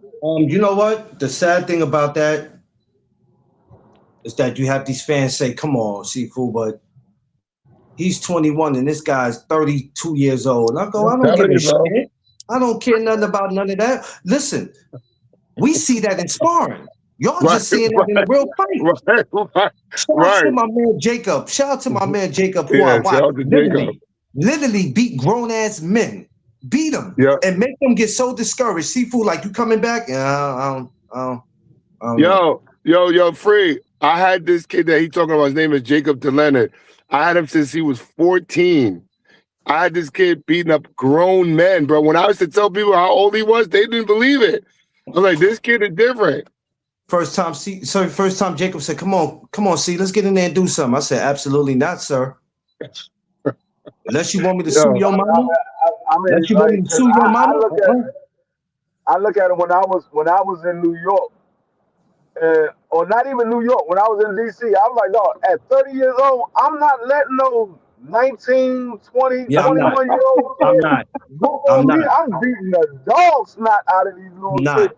I'm like, dog, he's still a child to me. right. Don't get me wrong. Pure talent is pure talent, but Yeah. I'm not finna lose to somebody who got a curfew. We ain't about to do that. So therefore, I'm not getting in the ring. I'm He not getting in said the I have ring. a curfew. No, I'm not getting in the ring. See now, Yeah. But you know, it's different when it's a boxing match and it's a sport. But when we talking about on the street, oh no, Hey, I don't no, give a damn if it's in the ring. I'm not about to. Nope. That's why I'm on the other side of the field because I can't go home and deal with that. How was your day, honey? Yeah, it was all right until Seafood threw me in there with this damn kid. This kid is a damn freshman in high school and he just whooped my ass and ain't nothing I could do about it. Because yeah, but you gotta think about it. when Jacob did it, the thing with Jacob was Jacob got so damn addicted to doing it. And it Yeah. wasn't because he knew he could beat him. He really loved what he did. And he got so damn addictive. It didn't matter who you were. It didn't matter your age. Yeah, he's If you said you wanted to get in there with him, he was like, okay, yeah. we'll get in there. Yeah, Let's he go. don't care. He don't care. But you know, Seafood sometimes used to be like, yo, wait a minute. What are you doing? Did you talk to me? What are you doing? yeah, I don't Chill play out. that game. Chill I out. don't You play that game with don't my just be fighters bumping because in with anybody. Chill out. yeah, some of them guys like some kids, even though they playing, sometimes they have this play mentality, but they have a spiteful energy, like rebellious. If you get a good punch on them, they want to really fuck you up for real. Like they really want to do that. Craziest thing I seen Jacob do was show up at the show one day. I don't know if you know he did this. I forgot where we were. He showed up at the show, and I went outside. I think to talk to him because somebody was like, "Yo, Jacob's outside. Go outside." I think this is Strong Island. We in Queens, and we show up. Now you don't know this story, but he'll laugh if he heard it. So I go see him when we talking, and he got, yeah, McClain, I wanted to fight on this and, such and such happened, but just in case something happened, I got my gym bag. I'm like, huh? Yeah, And I know. he opens up the bag and got his shoes, gloves. I'm looking at this dude like, wait, Yeah, what we have about seafood? I'm gonna call seafood. no, we have a policy that I instill in the guys called if you stay ready, you never have to get ready.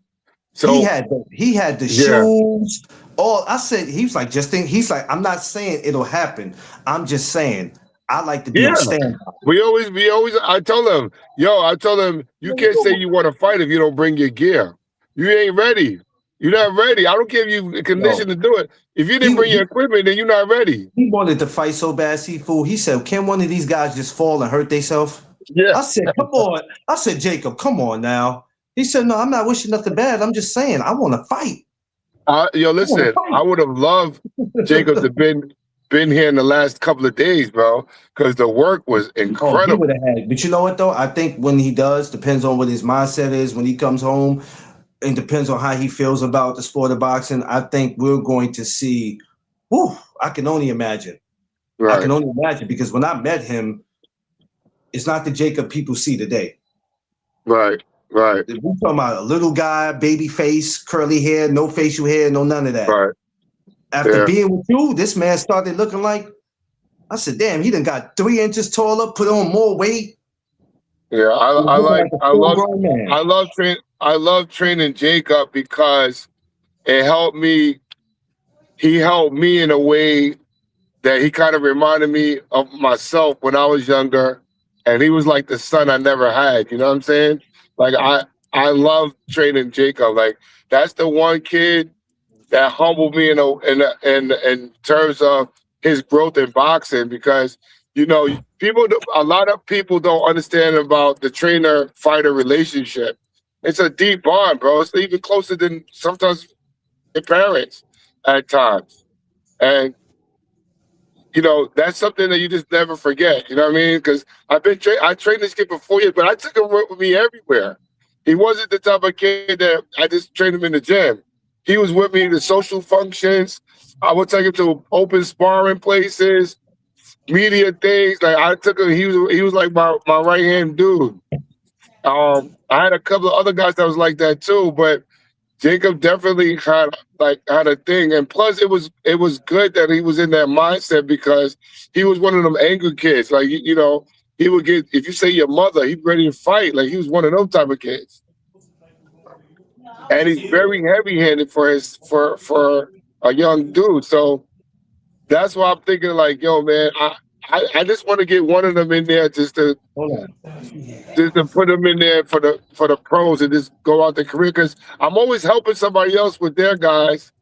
And sometimes I fall victim to guys having their own life or they going on with their life, school, work, whatever the case may be. Because, we got to provide because we're not rich that we can just totally concentrate on boxing. And I respect Mr. Mason because to have a flock of kids that they're all like-minded and in that terms of competing and they really stick all for one for all, you got to admire that because and he's very pleasant to talk to. All of them, all of those guys is cool. All of them, and I really got a chance to really talk with them, play around with them, mess around with them because they know where we're coming from. The energy is always good with the Masons. They're This is class the, acts, man. Real this talk. is the moment. DC, but these are the moments that we live for. Yeah, So when you got guys who are trying to go back and forth with you about certain fights, it's just like, man, y'all just going over favoritism of who you like. But when you have guys who really compensate, hold on.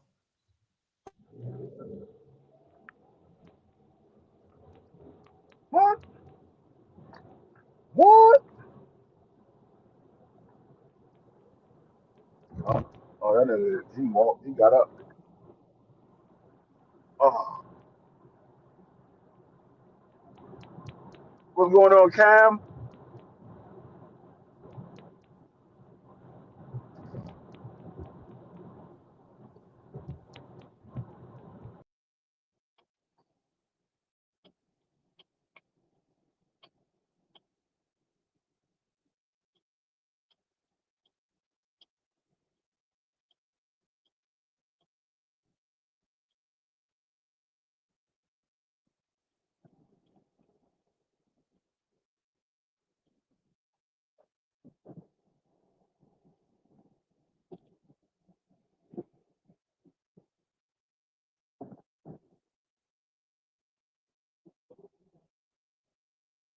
yeah. Police are stopping people on the Jackie Robinson too.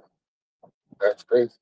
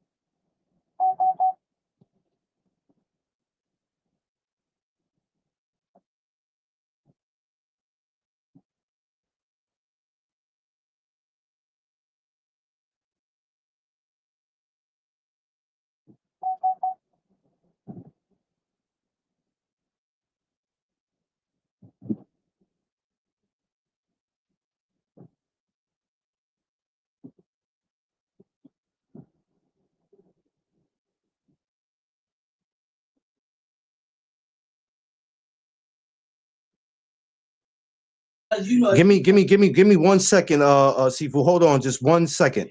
Okay, no problem. Live directly from Queens, Brooklyn, New York. It is I, C Fizzle, taking over the airways of No Duck Zone for your live entertainment. What's popping out there, everybody? What's going on? Holla at the kid right now.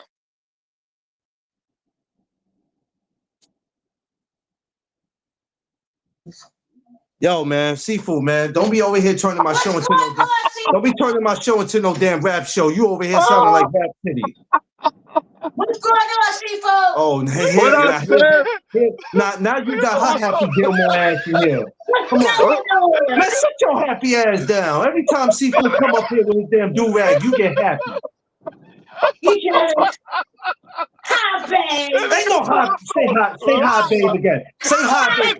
Call him baby again. I'm calling you, baby. Good morning. Shut up, Free. That nigga Seafood talking some live coming through your airways from New York City. It's C-Fizzle. Yo, listen, I thought the damn radio was on and I don't even have a radio. I said, wait a minute. Hot 97 got a new guy on there? And it's him talking about C-Fizzle. Free. You know how black people are. When we get a little bit of moment, we gonna seize the moment. You know what I'm saying? New York City. I'm like, I don't even have a. I said, wait a minute, I don't even have a radio in this house. I'm thinking there's somebody on the radio, and here it is. He talking about his C-Fizzle. Man, get up out of here with that, man. What's going on? Y'all play too damn much. Knock that over, baby. You want to sit down? He coming back up there? No. Okay, I'm gonna take care of it. I'll take care of it for you. I'll take care of all of it. That nigga Seafood stupid as hell. Coming live, coming through your airway from New York City. Coming through your airways. That's hilarious. That's crazy. Coming through your airways is crazy work. That's crazy work. Because I've never heard nobody say I'm coming through your airways. That's crazy. Oh no, bro. I just say spontaneously, bro. I didn't know what to say. I was in the moment right there, brother. That's how you know Seafood was born in the 70s. That nigga said coming through your airwaves. Yeah, I ain't never heard nobody on YouTube say I'm coming through your. I never heard nobody say they coming through your airwaves. That's different. I think they used to say that back in the day. Not on YouTube. I think I heard it on the radio years ago. Years ago, but I ain't never heard it on YouTube. Somebody said they coming through your airwaves. That's how you know Seafood was born in the 70s because that's how them niggas was talking back in the day. Yeah, they was though. What's wrong with being born in the 70s? Ain't nothing wrong with being born in the 70s. He was just saying that that's when there's an age difference. Because a lot of young people would have been like, what do you mean? What the hell is, what that mean? Young people that don't know would have been like, what that mean? Because they got them young, no parents. Yeah, them young, no parents. Yo, it's not the term, it's the way you deliver it. You know what I'm saying? The way it was the way you said it. That's why I'm over here. Your airwaves. It's I thought we was on a Johnny Carson show. That nigga said live. You said that Johnny Carson. On the one G5, what's up? I thought we was on a Johnny Carson show. Yo, that nigga man. Said live. Hey, I thought we was in the Twilight Zone, man. Yeah, man. I was about to say live. It's Saturday Night Live. He threw me all the way off with that one, bro. I was like, wait a minute. Man. I'm talking to Tiff about some business, and I'm like, what is this dude talking about? Man, I had to put down the food in the kitchen and hurry up and get up here. I was like, this dude here is a fool, boy. On the job or something. Yo, I'm always gonna have fun, man. Yo, when I'm in the gym, I gotta entertain myself sometimes because some of these guys be coming in with bad attitudes, especially the shorties. Yeah. All the I'm time. like, yo, you motherfuckers is angry for no reason. Damn. Enjoy your life. They be Yeah, and that's what I'm frying right now. They be, you know what it is You gotta too? get them trying to eat seafood. They hungry. You know Hey, what it is too? They y'all know what I had. You know what I had yesterday that I ain't had in a while. Now I just had the craving for it. My wife was like, man, I'm not eating that shit. I was like, well, fine, more for me. I had me a fried bologna sandwich. I just Oh man, damn! No. you know what I learned Hey. about, you know what hold on. You know what I learned about when it comes to eating? When you sit there and tell me that you don't want something, then the best thing to do is you go find you something to eat because I'm not gonna let my stomach be hungry because of what your ass don't want to eat. uh, Right. I'm I gonna had eat. me a fried bologna sandwich. I was sitting there tearing that bitch up in front of my wife. She like, why you ain't make me one? You said you ain't want none of You that ain't want shit. one. So I Yo, ain't I make me don't one. want I no don't be on. I don't be on. bologna. I hate that. They If you say you don't want something, don't wait till I get it and say, "Yo, where's mine?" Look, I asked your No, ass. No, no, babe. No, babe. Yours looks so good. Man, I want some. No. I don't know what made me want a fried bologna sandwich, but I didn't have one in a while, and I was like, you know what? I'm going to the grocery store right now to get me some bologna and a loaf of bread. I'm about to make me a fried bologna sandwich. Yo, Free. Do you eat the potato bread or you just eat regular white bread? And I I love eat potato whatever bread. bread they got. I love potato bread, but I eat white Mm-hmm. bread, I eat wheat bread, I eat Yeah. 647 bread, I eat whatever Hey, bread they got. I it's a eat black bread. yo, free. What's the matter Hey, with you, I'm bro? gonna tell y'all something though. I'm gonna What's the tell matter y'all with you, something. bro? That that that 647 bread is some of the softest bread I have ever had in my life. That shit That must be a soft down as south hell. thing. I never heard of Yeah, that. we The ain't got that up No, $6.47. here. it's well We ain't got that up 647 here. is made for people that got high cholesterol. So Yeah, Oh, they right. okay. came out. Oh, Yeah. It okay. doesn't have as much. It doesn't have as much They sodium talking about and cholesterol in it. trying to Man, kill us. that I shit got good as 47 hell. in New York. Yeah. My wife gets 647 because she had high blood pressure. So she was getting 647. And man, I had that shit one day. I was like, man, this bread soft as shit. I was like, oh yeah, I'm about to start eating me some 647 bread. Yeah, I never even heard of 647. that. I'm thinking of they have the number on the bread that says 647. You ain't paying attention. Mm, Yeah, Yeah, it says Josh. Yeah, 647 yeah. on the bread. Not Yeah. me, Josh. Not me, Josh. That's Because when it comes to food, I'll slap the mess out you. There's certain things I don't play with. Yeah, I just take a bite Yeah. I'm and not go. even about nope. to play them type of games, bro. Yeah, No. right Don't on. play with the food. If you go in your grocery store and you see a loaf of bread and they got a big 647 on it, that's the bread I'm talking about. That all shit's right. soft as hell. I gotta see if they have that in New York because Mm-hmm. I know certain places They don't serve They certain they things. got it in New York. They got it in New York. Now they might not got it at the bodegas, but they got it at the They got a grocery lot of store. things. You know what? New York Yo, is such a big I don't city. buy bread from the bodega. I go to the Costco's or BJ's. That's the only or Stop New and York Shop. is such a big city where it's hard for you to say what it has and what it don't have because we don't go to every store in New York. So what you think Yeah. we don't have here, we do have here. And even for some of us New Yorkers, when we shop here, we be like, damn, I didn't know they had this. So I'm gonna tell you one thing. I'm gonna tell you one thing that I know about New York. The two things that you can never say New York don't have is the latest clothes and the And latest bodega. food. The latest food. They are Um, number one with fashion and culinary. So um, they're gonna I have tell it. you You what, just gotta go look for it. in that department, there are a lot of great places that you can't eat here. Now, I won't down that. But I always say this, and I'm not just saying it to say this, but I always will say this from experience. As much as I love New York food, it will never be nothing like Southern food. Oh yeah, true. Well, I Jesus, take that emotion. Jesus I Christ, second that. boy. Southern food is different because Oh, it's a jeez. comfort food.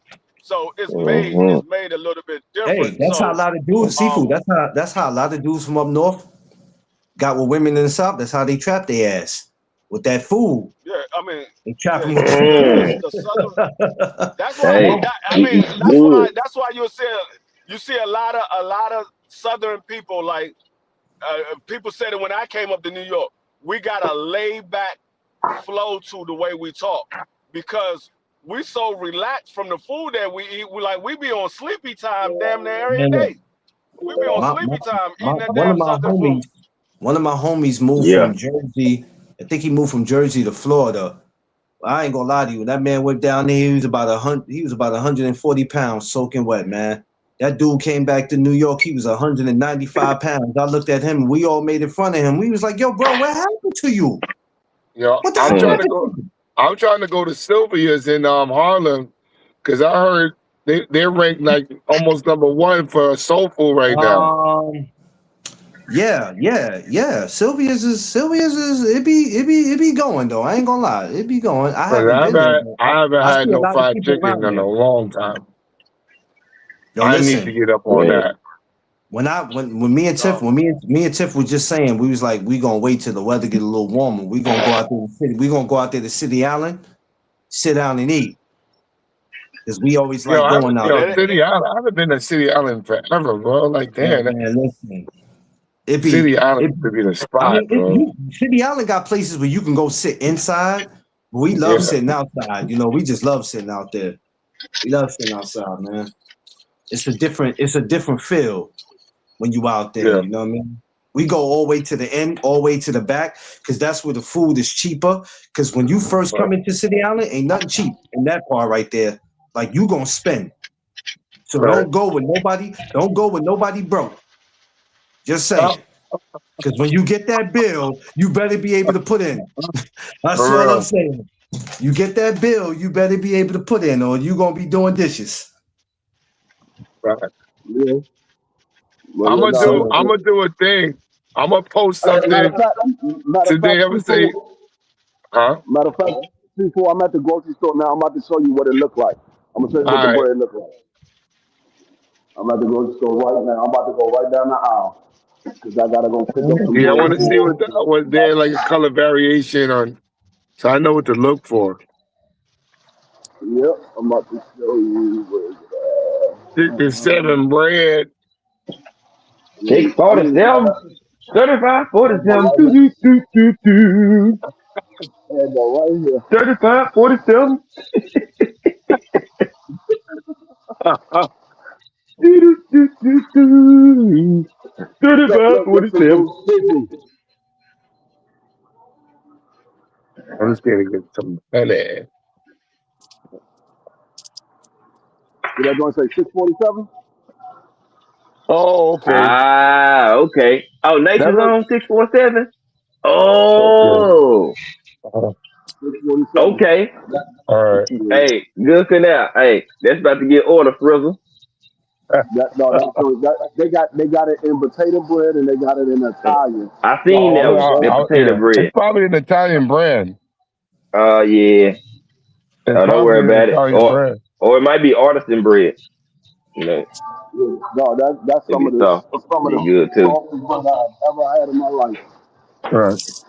What up, beautiful? What up, Vay? What's going What up, on, ladies? beautiful? what's up? What up? What up? What Josh. up? What up? Josh, my brother. What's poppin', my guy? What's up, y'all? I What's seen going on, I man? What's seen going Cam in on? here too. What's good, Cam? She probably dipped Cam, out. yeah, for anybody who was coming in that didn't know what we were talking about earlier before we, got deep into other stuff, we were just on the whole Ray Mercer, we was moving all around with the topic. You We know how was we live do. on the airwaves. We was live on the airwaves. That's a fact. That's a fact. We was live Yo, on I the didn't even know that was a 70s thing, bro. That's Yeah. crazy.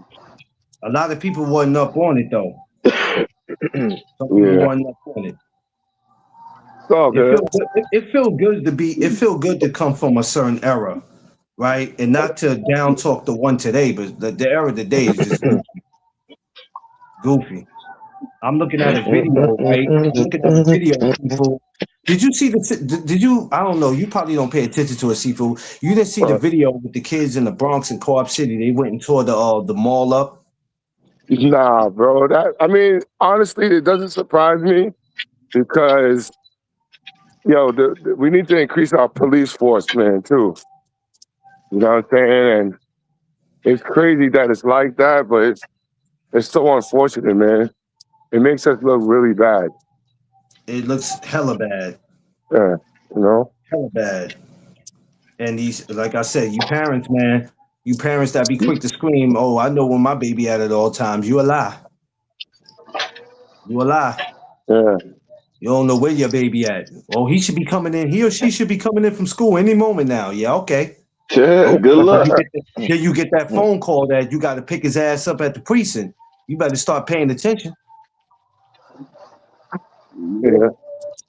One thing Oh yeah. about my pops, Matter of fact, listen, one thing about my pops, when I did something, if he ever had to leave work to come get me, I knew damn well when I Ooh, got home what was you going to was in happen. trouble, my Wasn't boy. nothing to yeah. talk Yeah, you about. already know. I already knew. Listen, like I told you, my pops was a big 6'1", 200 and something pound man from Mobile, Alabama. There wasn't no talking. Wasn't no Right. talking. Nah, Wasn't no talking. Wasn't no talking. Wasn't no talking. And he would do a rap song while he whooping your ass. He'll make a whole album while whooping you. You know, he was the DJ, he was the producer, he was all that. mm-hmm. And that's Clarence, what's you want some missing. bacon? You That's want some what's bacon, missing in Clarence? America. That's what's what you got for me, Five? That's what's You missing want in America. Discipline. you want you want some bacon, my boy? And a biscuit. Yo, Five, you out of pocket. What happened? He said in a biscuit. And a biscuit. God Yo, dog it. Free, man. You know what, Free? I'm thinking about making some breakfast the morning of the cookout, bro. I might need you and Five help on that Say if y'all don't blitz. mind coming out that morning. Do y'all mind helping me do like a little breakfast thing in the morning when we go out He to just the wanted park? If for his y'all own brothers stuff, don't bro. mind. Don't hold that dude with nothing. He wanted for his own So, stuff. In the Thomas, what's morning? popping, my brother? I ain't know Beautiful. Thomas been here. Thomas, Oh, what's up, my happy brother? I'm birthday, sorry about the beautiful. street. Hey, it's beautiful birthday. Happy Happy birthday, birthday. Happy beautiful. birthday. It's Oh, my happy birthday, beautiful. That's it's right. my She said nephew birthday. Thursday. My She nephew knows your birthday today birthday too. Thursday. Happy We got hit. birthday, We got beautiful. hit Calvin. Oh, my bad. Is that Mama Five? Yeah, it's my nephew birthday today too. Oh man, tell Oh, happy nephew we said birthday, happy birthday. nephew. Tell Mama we said Yeah, good morning. that boy. Oh, they said good morning, Mama Five. See, I done showed you. Now you done came Mama, part of Mama, the Mama, fold. Mama Five and Free Moms. That's crazy, bro. No, that's crazy. Mm. Thank you know what? Not to sound crazy. I'm kind of glad I don't have to really worry about that. Like if my mom was here and she looked 20 years younger, I think I'll be Mhm. out here having to hurt somebody. She on that clock, man. Getting to it. Jay Bliss, I see you. Yo, man, yeah, What's fellas, we what? got a big fight. We got a big hmm fight week this week, man. We got a What's lot of poppin', action Johnny? going on this week, man. A lot of action. Yo, Seafood, let me ask you Five. Let me ask all of y'all why y'all here. If Yeah. Ray Mercer was a young Ray Mercer and he was active today, who in the heavyweight division you think you would want to see him fight? Or who you think will fight him? Would you think he would be avoided? I think I don't Daniel think he'd be Dubois fight him. avoided. Oh, he would knock out Think, Danny. I know. I think he'll fight him. He would I ain't knock say out. he's gonna beat him. Yeah. Mercer could punch, and could take a punch. Nah, Yeah. I just know he'll get in there and fight. He trying to get them paydays. You know what I'm saying? So Yeah. I'm gonna tell you All right. who I would want him to fight, and I think it'd be a good fight for as long as it lasts. I think Ray Mercer probably knock him out in about 5 or 6 rounds. But I would love to see Ray Mercer fight Richard Torres. You ain't fair. You ain't fair now. Come on now. You ain't fair. I'm just guess saying. what, In the words of Doug It would be Whiteside, you out of order. it would be a You good out of fight order. though. It would be man? a He good gonna fight. It would be an action-packed fight for as long as it lasts. man, Yeah. that boy gonna knock his mustache off and turn his mustache into a spectator. You out of order for that, Free.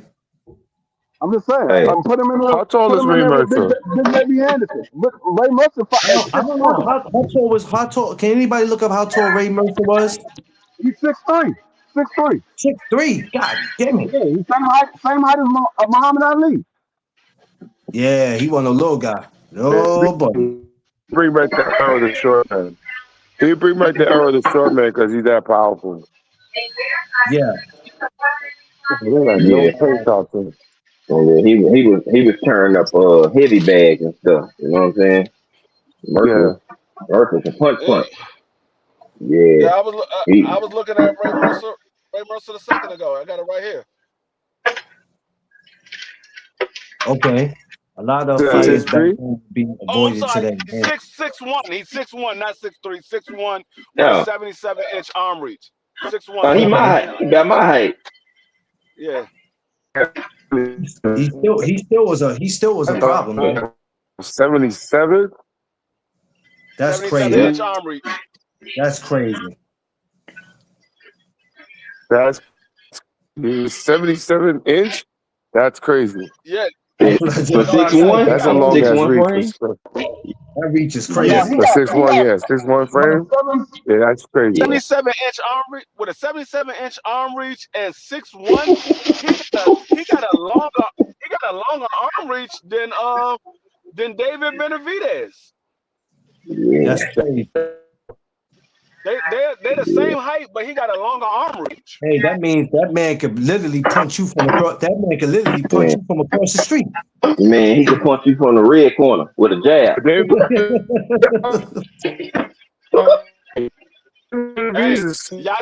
y'all think that's crazy?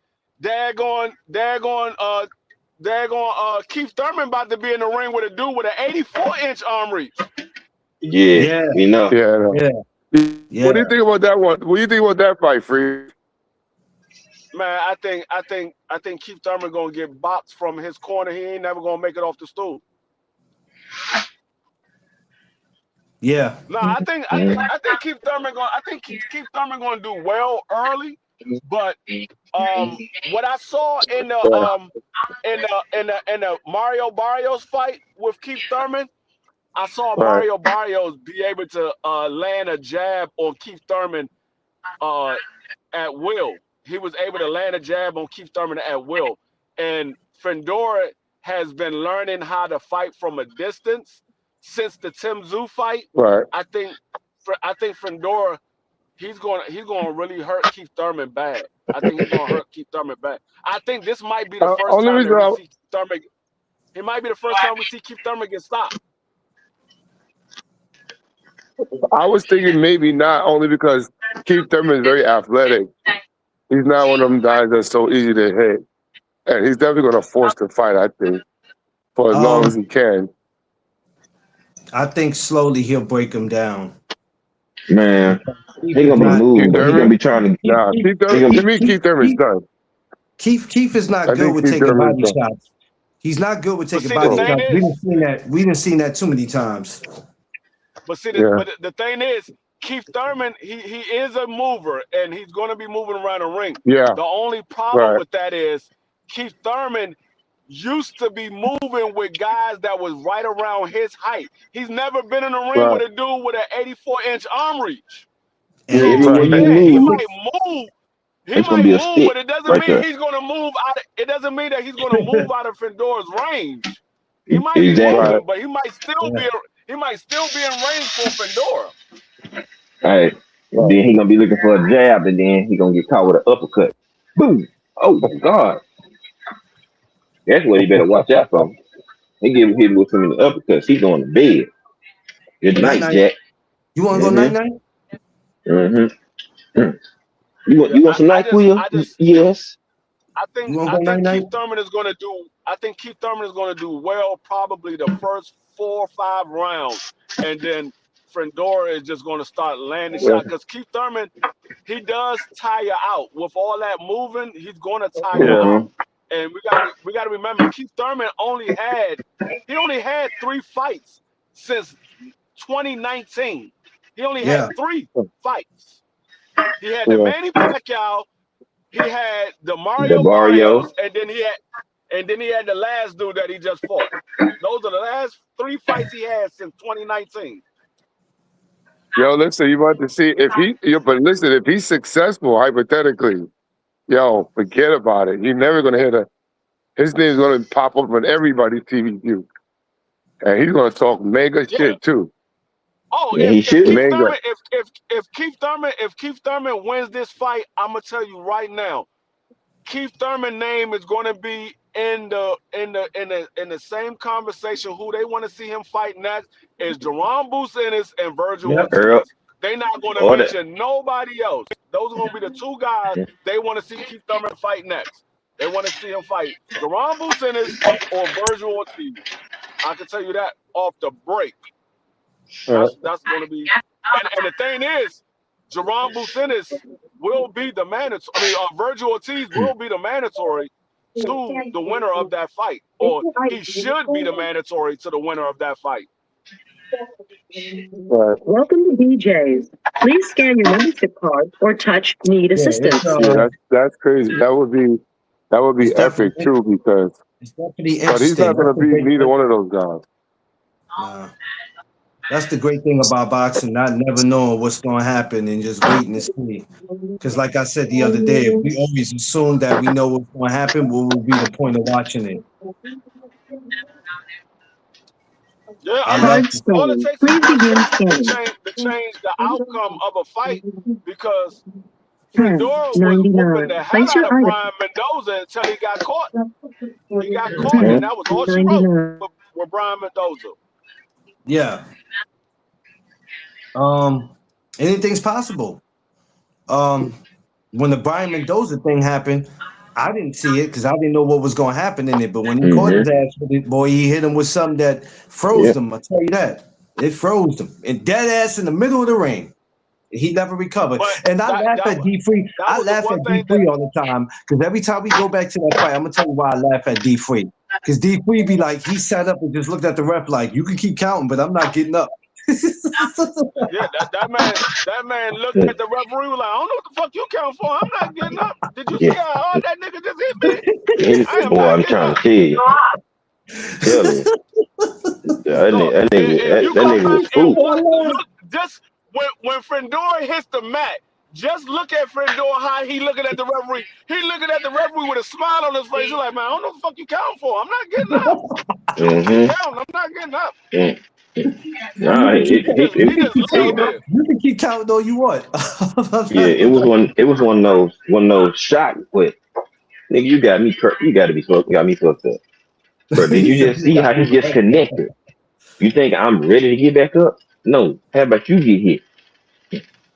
Oh That man was looking at the referee like this. You still counting? Oh, what the fuck wrong with you? You're still counting? I know you see me just laying here. I'm not getting up. I didn't even try to get up. I'm just sitting here looking at you.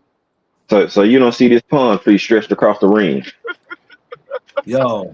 No, but the way he just looked at him, and he shrugged his shoulders while he was sitting in the ring. Like, you can keep counting. Hold on. Did you get a chance to watch the Zufra boxing fight from last Sunday? Yes, I did.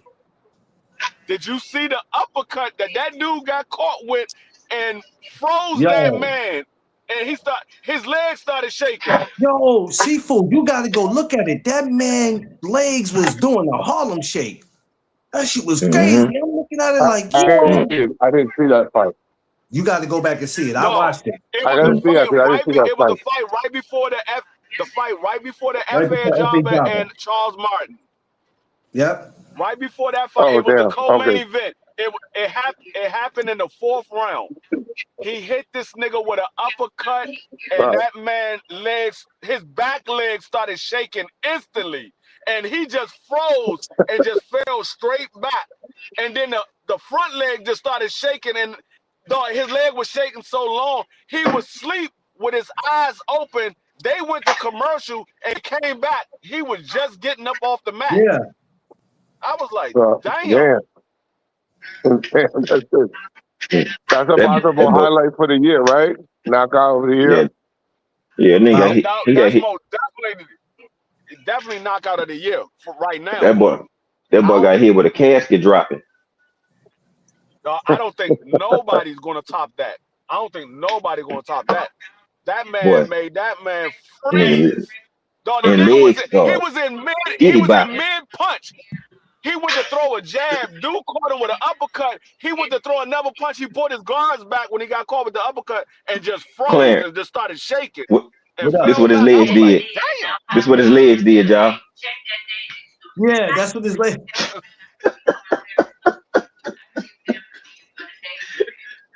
I Yo, thought I You, thought that man was listening. I thought that man was listening to R. Kelly legs shake. That man legs just started mm-hmm. shaking. I was like, yo, oh, what's wrong with you, you Free? ever Let been on go. a? I'm gonna tell you what his legs did. Have you ever He been on a dropped. roller coaster and your legs just started shaking because you was nervous? That's exactly what his legs did. If you ever been on a ride and your legs just started shaking because you was nervous, that's what his legs did. That nigga legs Nah, just started shaking. I was like, damn. he did the step in the name of sleep. He said, That "Step in nigga the name of sleep." hit that nigga hit he Wait a knocked that minute, wait man a minute. into Time a out, time out, stroke. time out. What the hell is "step in the name of sleep"? He stepped in and got slept. He's Step sleeping. in the name of He sleep. stepped in the name of Okay. sleep. Mm. Yeah, that's what he Yo, did. that man, he got. I mean, I only seen that happen twice where a man got knocked into a seizure. I seen it one time in person in real life. Dude got hit and got knocked out, and the nigga hit the concrete and just went into a seizure. And then I just seen it last Sunday Thank you. when All that right. nigga got hit with You're an good. uppercut. Well, one of the amateur shows that you missed, both of us missed, Seafood. I think it was last week at Trinity. It was a heavyweight fight. They said kid got hit and went between the ropes, and the referee had to go catch his head because he almost hit the ground. I said, yo, that was bad. That was bad for him, man. I'm glad he's okay, but if that referee didn't put his hand behind his head, that would have went wrong for him in so many ways. So I'm glad it didn't. He didn't hit his head or anything. What's going on? What's going on, Angie, aka Funny Spice? Right. Oh That's man, this that's dude, exactly who she is. this dude right Angie. Mm-hmm. here. Angie. Angie. Hey, what we got? Funny Spice. We got Sporty Spice. We got Crazy Spice. Crazy Spice gonna be Illy. Nah, Wait, Hey, Illy crazy. Illy, wait. Pandora and Keith Urban is this weekend? no, it's no. it's That's the March. 28th of March. Oh, bro, you 28th of scared me, bro. I March. was like, your word? I definitely don't Hell want to miss no. that fight. Nah. I can't wait because I'm not doing Yeah, that's nothing on the March. 28th.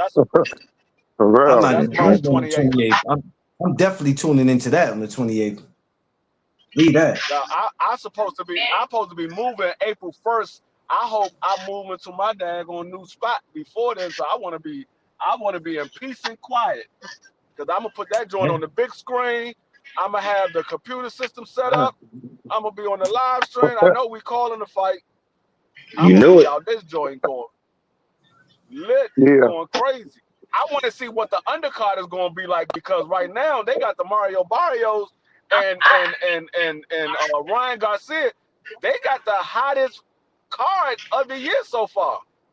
That's the Yeah. hottest card of the year. Keith Who, So Lee. who, who else they got? Who else they got on their top four? Who's the top four? they got Africa fighting on there as the Right. co-main. They got Antoine right before Africa, and then they Damn. got Frank Martin right before Antoine. Hey, Damn. let me tell you something, Thomas.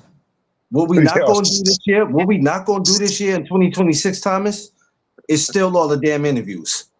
All right? I'm not gonna watch you and BBO be greedy this year.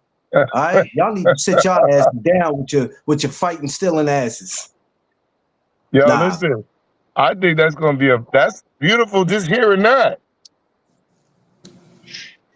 Nah, shout out to my brother TV Sports Talk. Thomas told I think Thomas told me that last week that he was trying to get Kevin Newman. Shout out, you know what? Make sure that we all, hey Thomas, you know what? I'll drop it for you.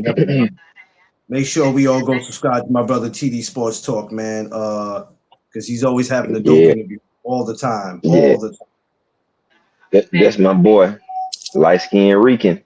That's my dog. And free. Listen, I know I'm asking for a lot. Free. Do me a favor, free. And I know you're not gonna do it because you're gonna ignore what I'm gonna say any damn way. So I don't even know why I'm telling you. No Right. big pun jokes with him this year, please. No big pun jokes. No, it ain't no big pun joke. because we about to have the Beastie Boys with Public Enemy in the house. You got Thomas and daggone Clarence and the daggone joint. We got Chuck D and my man from the Beastie Boys. Wait, who? First of all, who's Chuck D? You nigga, what you talking about? Fight the power. Fight the power.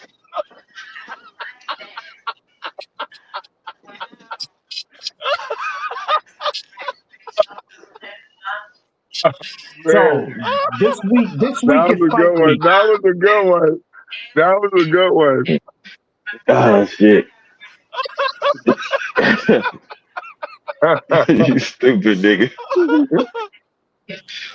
Did he really call me Chuck Nah. D from Public Enemy? Hey, free and seafood. Yeah. Clarence Keith Murray. That's crazy. Clarence Keith Murray. Man, listen. I don't know what's going on. I don't know what's going on this morning. Fight Chuck power. D. Hey, they be in the crowd like that. I could have called you. Hey, the way you be having these morning chops up, I could have called you KRS-One. Self-destruction. You're headed for self-destruction. Wait a minute. We're not going to go there, sir. We're not going to go there. Wow. Hey, that's crazy, man. I could have called you KRS-One. Y'all stop laughing in the chat, damn it. Yo, Free. That's the best one yet. Self-destruction. I was like, no. Yo, KRS-One with Miss Melody. That's fucking what is funny, going bro. on with this? What is going on with this crazy behavior this morning? What is the matter with you? Yo, that is fucking hilarious. That's I know Clarence be up there on these morning chop ups talking about how y'all niggas be out here acting a fool. Right. That nigga Clarence be on his KRS-One self-destruction. Yep. Yo, Matter of fact, Belly self-destruction. Because he don't give a fuck about that.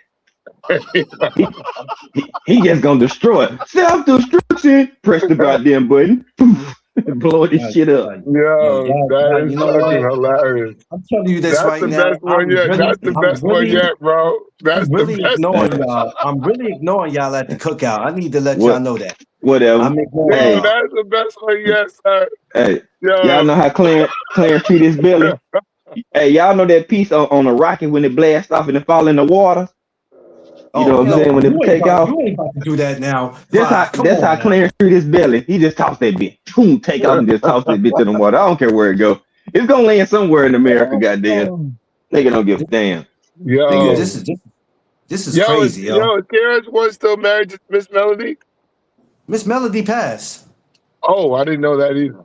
Yeah, she been past years. See, we know you know KRS. We know you know for sure. Look how quick he answered. Miss Melody passed. Oh yeah. My God, here he go, man. Y'all be on the lookout. I got a new album coming. Yeah, it's called Belly and Biscuit. You know, y'all treating me like this. I'm gonna make sure y'all asses eat last at the cookout. This is wrong. Cool. Why am I being treated like this? He gonna be like, y'all go cop my new album. It's called Belly and Biscuit. I mean, when we dealing with you, Clarence, everybody eat last because you make sure you your know stuff you is mother.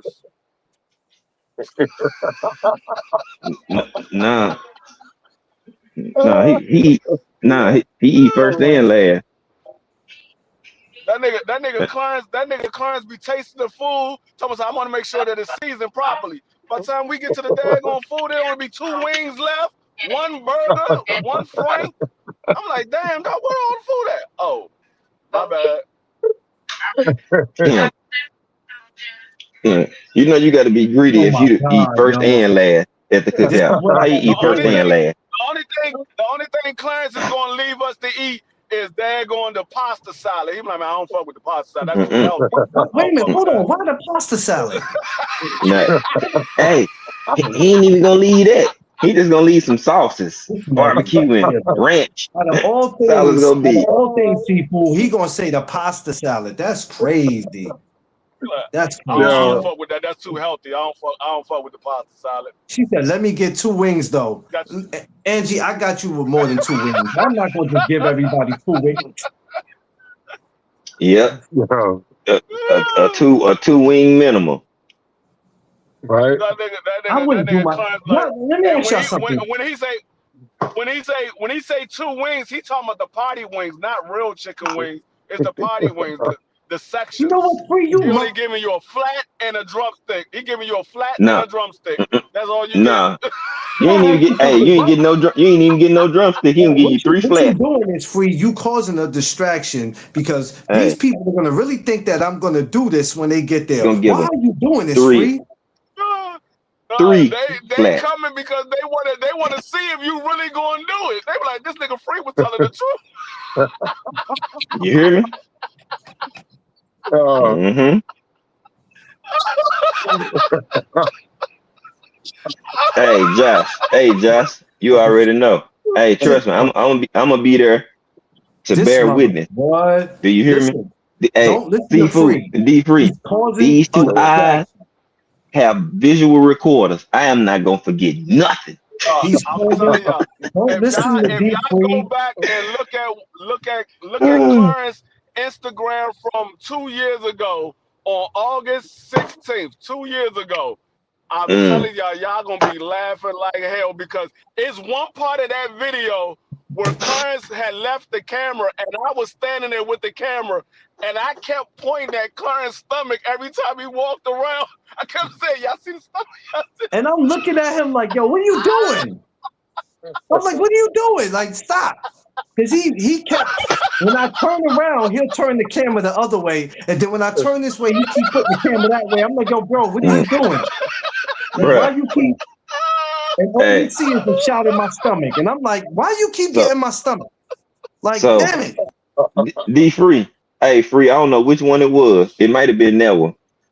When Free made it there, not seeing them up there, I called Free. He said, yo, this nigga Clarence got this apron on this grill, bro.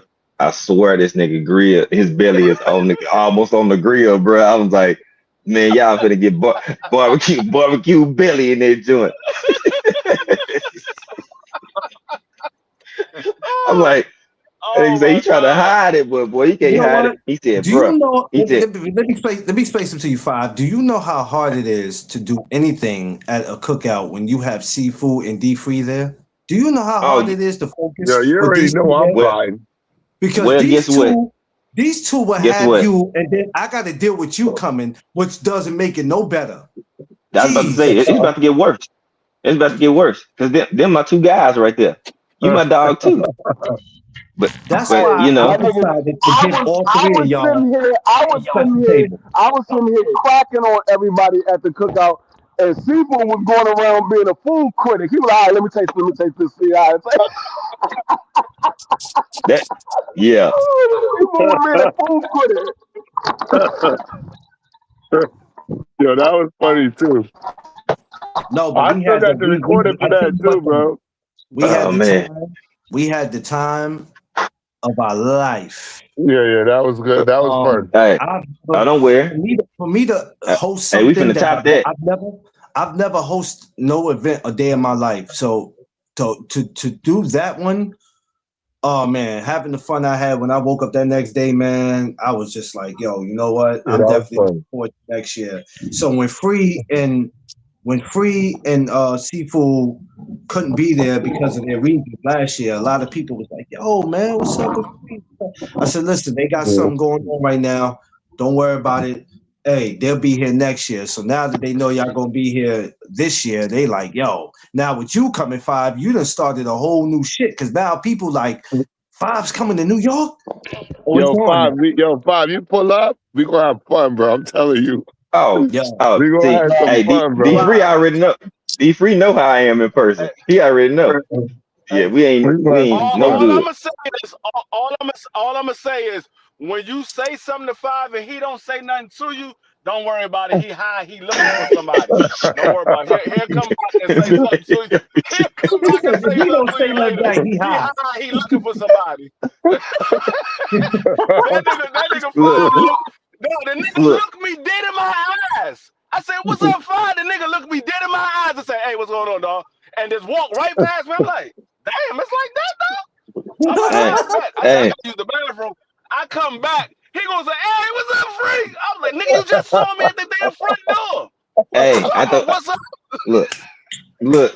look, brother. Look, hey, you my brother. I thought we graduated from that. I thought we left that in No, 2023. when he first got on the live and he told that story, I said, "How the hell Five walked past you?" He was like, "Cause he was high." I said, "So wait a minute, he got unhigh and Okay, realized you and said hello." okay. Hold on, No, the hold on, nigga, the hold on. nigga was on. Hey, coach's challenge, coach's challenge, coach's challenge. The Wait nigga a was minute. on the nigga was on a mission. All he was looking for was the party that he was coming to be a part of. So anybody that walked up to him, he just looked right past them. But I looked at the nigga dead in his eyes. Dead in I his seen him when he eye. walked in the door. I said, "What's up, Five?" The nigga looked at me and said, "Hey, what's going on?" And walked right past me like I wasn't Kept even going. there. I was like, "Damn, Yeah. all Okay, right." so you know how you on a mission and you behind Yeah, and you supposed to already been there and schedule was crazy. I So I know what was that's pushing. I like. was like, I had to get. I'm like, he had Right. already had Lake Quee or whatever, and I'm like, let me make sure I get in here and find her or whatnot, and then I'm cool or That's whatnot freaking because I was funny. already behind. And I was when I say I was fresh off one of them, I was fresh off a Shaq He finger. said, So I was he like, said, fresh off man, of one of them. I was fresh off one, and I was like, so I was just, you know how you had that stride going, and you just getting to where you going. I was like, I felt bad. I had to reintroduce myself to Free in person once we got to the table. You know what I'm saying? Like, you know what I'm saying? Now we normal again. He called me on the mission. I had that power See, stride going. like when somebody say my name, I'ma look to say, okay, who just said my name? This nigga looked, it was like, okay, yeah, the nigga know my name, but I don't know. Maybe he saw me from YouTube or something. I don't know. Oh, It wait a was minute. like, Look. like Hey, whatever. Five. Look at this. Maybe he Look at just this, saw me on Five. YouTube or something. I don't know. Look what Angie said. Now, Angie. Now, I'm gonna hold you to that. Now, Angie. Well, better yet, I Five got gonna you. hold you to that. I got you. Don't Oh even no. sweat it. Hey, Trust me. matter of fact, I'm gonna make sure y'all stuck because I still got folks out there and I got some good shit for y'all. I'm gonna make sure y'all stuck. I'm gonna make sure I get y'all some white willow Hey, and some hey, haze. look, But and, it's gonna be mixed. It's gonna be white and willow and haze mixed. now Angie, I'm telling you, I'm a professional now. My boy done seen me in action. I go. Yeah, Yeah. the nigga so professional that the nigga forgot that I don't smoke. They just passing smoke around. They like, here. I think it is a cigarette because at the time I was smoking cigarettes. So I'm thinking it's a cigarette. I went to go grab. I said, man, get that shit out of my face. I don't smoke that shit. I was about to grab it. I was like, man, get that shit out of my face. I don't smoke Dog. that shit. Hey, you know how you just be there? It's a habit. He happened to be in the back where I was at, and I did this number right here. And it sat there for a second. I had to catch myself. I'm like, that's free over there. I'm thinking to myself. And I see him looking at his peripheral like, nigga, what you doing? Nigga, that No, ain't my party. listen. It will definitely be. Mm. This year will probably be. I'm Oh calling it. man. This will be one of the best years ever.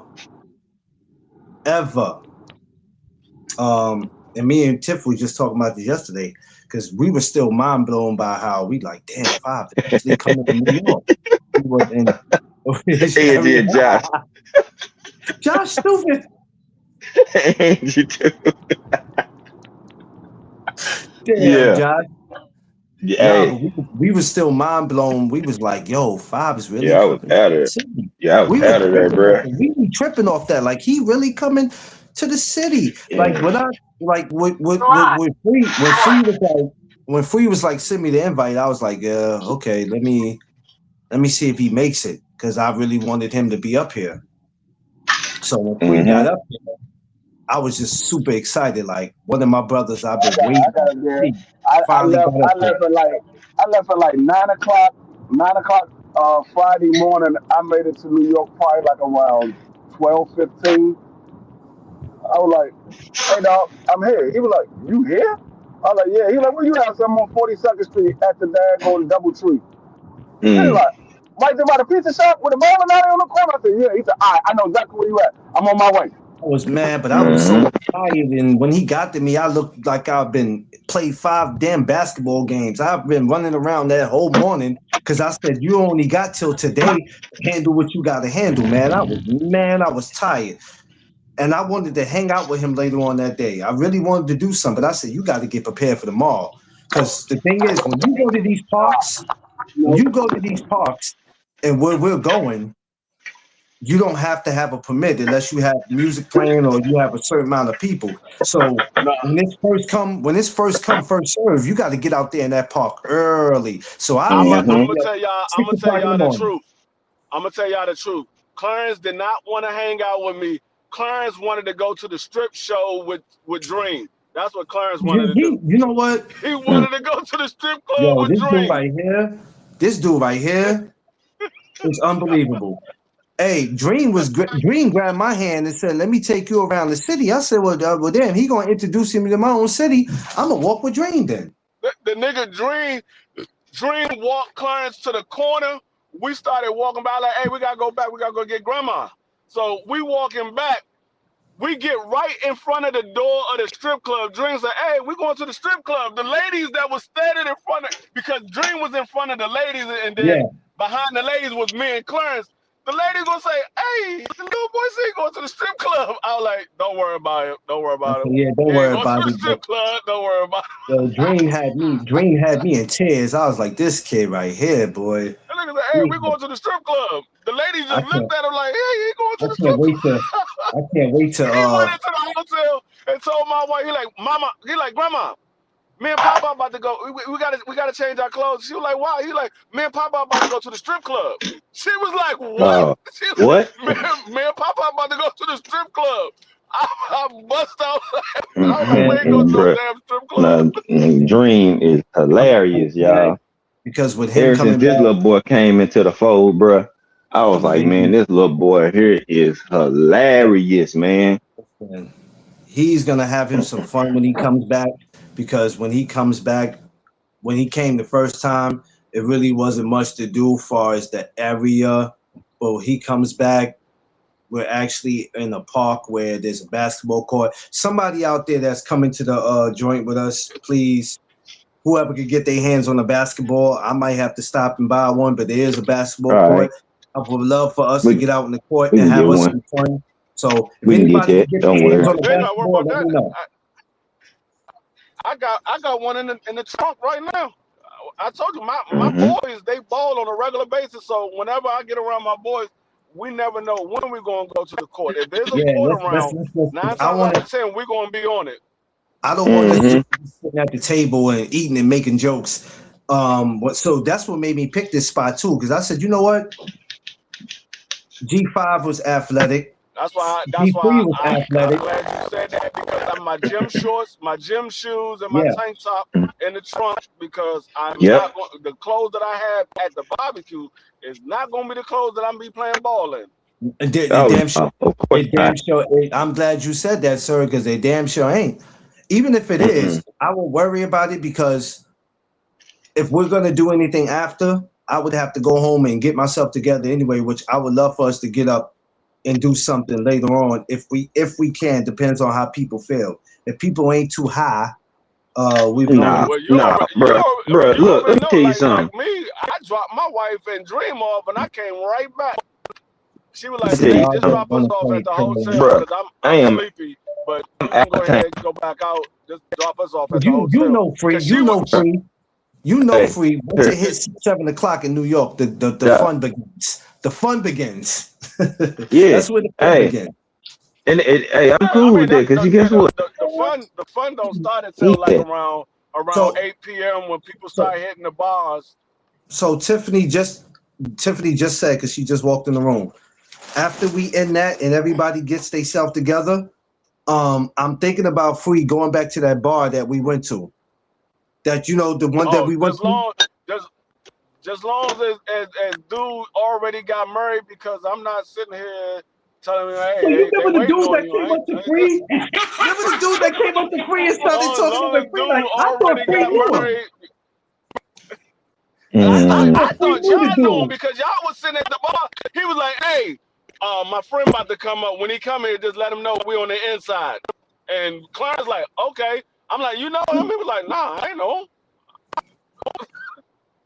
And I'm like, who the he was fuck is so, that but you dude? know what He though? said, so my He friend was about to come. Let him know we he on the was inside. so he was so drunk.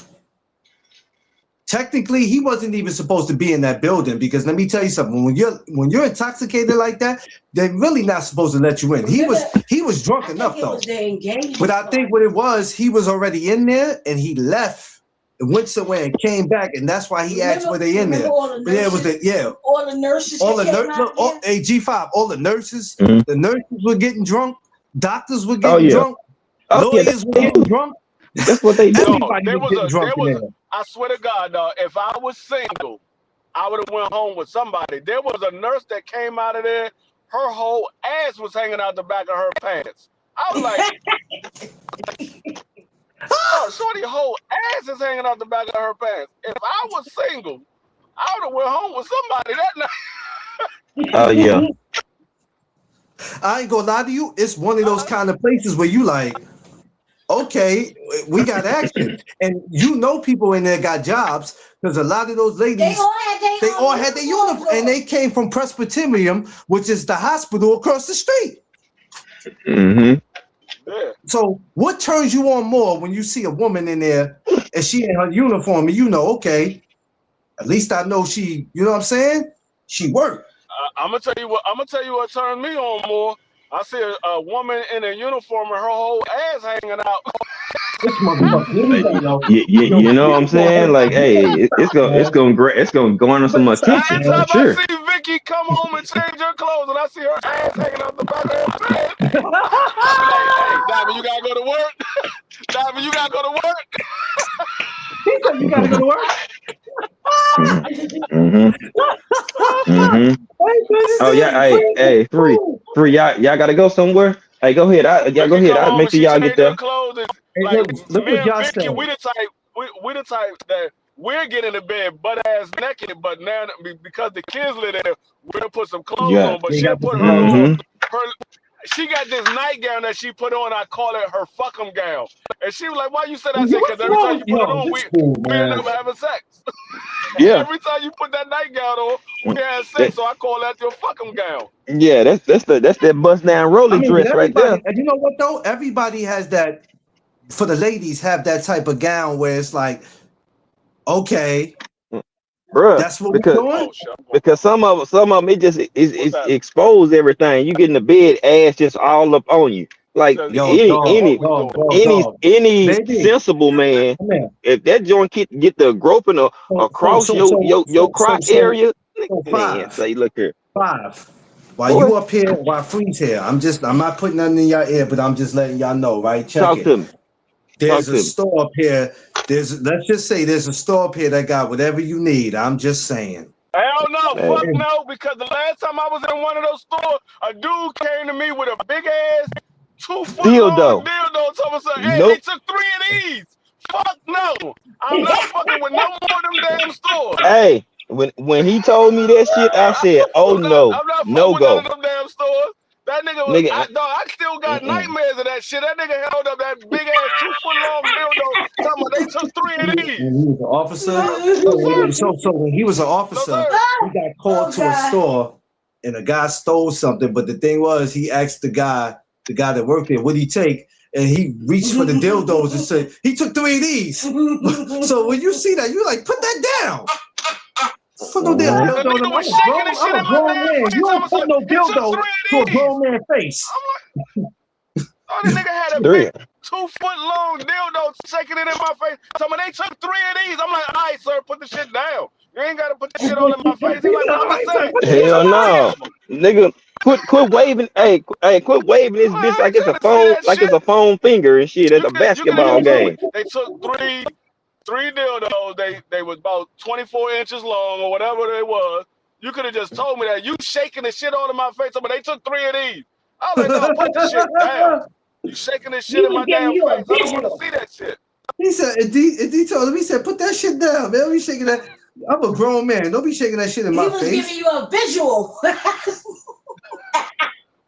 Yo, that's not cool, man. That's yeah. So he said, I'm not going in that store. I got you, D. I got you, D. Hell no. I'm not going to that Take y'all bitch. to the Hey, next one. But hey, Tiffany knows someone. I'll take you to the next Tiffany one. knows someone she Tell can me. take you to where you ain't got to deal with that kind of Stuff. because there's a lot of stores that don't sell that in there, or if they have a certain No, section, they got an area for that. they got an area for that. So she could just get you whatever you need. You ain't got to walk deep into the store. As soon as you walk in, get to the counter. This is what I need. That'll look good on Vicky. Boom, get out the store. You ain't got to go walk all the way in the back. Ain't nobody trying to do all that. Because I'm like that. If I walk in there in certain parts of the store, I'm not trying to walk in. I need this for Tiff. I think she look good in that. Get out of here. Well, we got this in the back. I don't care what you got in the back. I'm not interested in the back. I'm just trying to get what I need to get. All I need is some edible drawers and a nice little negligee for my wife. That's it. To give her some edible drawers and a nice little nightgown. I'm cool. I don't need no. That's all in the Don't front. give me no Oh yeah, damn. that's all in the front. The stores he go in, Hey, that's all in the Don't front. give me. hey, and that's need cool. I don't need no. That's cool. What's that shit called? Glide slide or whatever the fuck that shit is. He said, I don't need none of that shit. Hey, hey. It's Hey, no, no, don't need that shit. I don't don't need need no no fucking motherfucking. jail. I don't need No, no baby oil. I don't need none of that shit. Free, really? hey, Sound free. I don't need no fucking I don't need jail, no baby oil or none of goo. that shit. I'm good. Anything that can help me slide in, yeah. I mean, you got to get No, something no, to make no, it no, happen. no, What I will do, man, I ain't gotta do that. Shit, what I'm I a maker. do, I never went to the store You and want got. to I be always rocking? ordered online. No. I get Hold on. Hear what I'm saying? I'm a maker I get by little me. sex games. I get little sex games like shot games that where you either it's like a true shot or you got to do a sexual act. It's a game. You either take a You gotta shot get or the you do glow a in the sexual dark act. dice. The glow in the dark dice. Yeah. Yeah, that's the shit right there. Astro Glide. That's what it is. Astro Glide. Yeah. Oh, they just put in I Astro. said glide slide. Yeah, you said. It's called Astro. Hey, I seen it. I didn't know what it was. I seen it. free. So I knew I it was glide I something. called Yeah, it. 'cause people I pronounce called it. it fuck 'em Yeah, I jail. mean I knew Yeah. Vay would know what it was. I knew Vay would know. He said, I I knew said Bay fuck would 'em jail. know. Bay in LA, she in the Hollywood area. She know they got them Man. stores out there. Yeah, say No, you this. see, I knew she would know. she hit you with the straight correct answer. That's what Astro she knew. Glide. She knew what to put. Cause yeah, she knew what to put. Hey, She knew it what to was put. it was like she's on Jeopardy. But yeah, no, I get like these little, I Astro get the Glide little for sex 100. game. They got like a little dice game. They got a shot game. And like I said, it's like a truth or dare joint. Either you take a shot or you do a sexual act. They got a card game where you play cards and every time you flip the card, you got to do something or whatever. I do stuff like that. But far as toys and all that, nah, I ain't fucking with that shit. Nah, fuck all that. I am the toy motherfucker. The fuck you Toys mean? don't I do ain't buying nothing no for me. toys. Toys are only satisfying to the woman. They don't do shit for me. Oh, she posted. Hell no. Miss Jill Diamond. I wanted to collaborate. Hell no. Collaborate for that. So- Shut up, 5. What? She said, shut up, 5. Yeah, I already knew she Who, was gonna Vay? say shut up. You know Vay was gonna tell you to shut up on that. She couldn't wait to tell you to shut up on that. Hey, I know she was itching. I Yeah, bet she you Vay, buzzed you in know, like Jeopardy. I bet you She Vay said, know where to she get said, them furry haircuts from. While she acting like she don't know. You ain't that innocent. Knock it off. hey, You she probably said, got she furry said, handcuffs somewhere up in the bedroom. Furry she handcuffs, said not even free. regular handcuffs. Furry She ones. said free. Astro Glide for 500. Hey, I'm gonna go Okay, out and come guys. back in. I can't hear 5, but I can hear you, Clarence. I'm gonna go out and come back in. Oh shit. Y'all stupid. Astro I'm about Glide to for make the 500, third sir. and get off with y'all. I won't be with my baby. I ain't messing with y'all. Y'all stupid, man. Mm-hmm. But she, Oh, Mrs. I knew she was gonna tell me to shut up. know what I know. Yeah, we know you know what you know. We know. I That's why know. we said it. We know what you know already. Goddamn. God damn it. Nah, but Mrs. Duck Mm-hmm. will be able to introduce y'all Oh. to Hey. these Hey. spots. Let's just say this. I'm gonna be mindful of what I say. Just know what we'll discuss some more He just won't after get this to. over with. Whoa. I don't think Free neither. I don't think I neither don't, one I of them. don't, I I don't know don't think what neither that one was of them. about. If you listen to Way 5 and Free Talk, what they both got in common is that they don't mind the kinky shit, but they the type that, hey, what we doing? Let's just get to what we doing. Yeah, All we that. on the same type of time. Like, hey, just don't Yeah. bring that weird shit to me. Y'all don't do masks. What you mean, like Fuck wear? the What you mean, mask. like wear a Hey, mask? I got a mask for you. Just cut the lights off. I'm black. That's my mask. Yo, this motherfucker. Free. That's my man. Just cut the goddamn lights off. Lights off. Yo, man, he say, yo, you just cut the damn lights off. Hey, tell my Oh, hey, like, man. hey, has he ever played a game of peek of sex? All right, peek, and now you finna have sex, goddamn. Shit, 'cause you don't even see my black ass. Speak of sex. Yo, I gotta remember that one. Peak of peak of Yeah. sex. Hey, you see Oh me now, man. you don't looking ass. Yeah. I know that store on what's that, Broadway? They be there, they be like they be crowded. I never got to I think did we walk in there one time? Or walk by it? Shit, if I showed them some of the shit I had. Man, listen, man, let me tell you something. Hey, I Some only can imagine. I've been around you for some years. I know how you get down, Tiff. I know how you get down. Tiff, let me tell you I'm something. a different Let me person tell you something. Let me sometimes. tell you something. You don't know who Tiff, you Tiff, when I got with Tiff, I trust I you. didn't know if I was talking to Tiff or Shaniqua or who I was talking to because she Man. had so many Yeah. different personalities. Tiff, Oh. let me tell you something. I want I've dated a lot of women that thought they was freaky. I got with Tiff. It was like a whole new world. I'm Tiff. like, God. I went Tiff. to Hey, I went to a Tiff baby shower. turned that nigga out. She turned that nigga from Clarence to Duck. I went to a baby shower. The people say, "Where is that girl at?" Yeah, when my family first met her, right? Me and Tiff was probably only together maybe 2-3 months. So I was like, they saw her with her Yeah, natural Angie, I'm a mess. Yeah, they saw her with her natural look. I brought her back around. She had blonde hair, no glasses on, contacts. Right? She amazed me Hey. when she got out the cab. So when I seen her, I was ready to push her back in the cab. Like, Yeah, I'm about to ready to go get that ass. Yeah. yeah. He said, I'm So ready to go get that ass. Yeah. man, Yeah. listen, yo, Yeah. the things I was thinking about doing would have got me in prison. But we get to Hey. the baby shower, and my aunt go, like she see her, but before saying something, she go, where's the other girl? What's her name? Tiffany, where's she at? Because I know you didn't just walk up in here with somebody else. I said, Auntie, that is Tiffany. She said, that girl ain't got blonde hair. She got glasses on. Who you think you talking to? Don't make me expose you. Where's Tiffany? Until I told her, I said, come here. And when she said who she was, she looked at her. She said, girl, I didn't notice you. You come up in here with blonde hair. You had your glasses off. You got contact. I was about to bark at him. I said, damn, y'all only knew her about 2 months. Like, damn, already? Shit. But that's how it That nigga was. said she had that blonde wig on. He was like, hold on, yeah, give me that ass, yeah. Get your ass back in She that told cab, me girl. she was coming. She never said what she was wearing. She never said what she Hey, looked like. So when she get out the Josh. cab, I don't know who I'm looking for.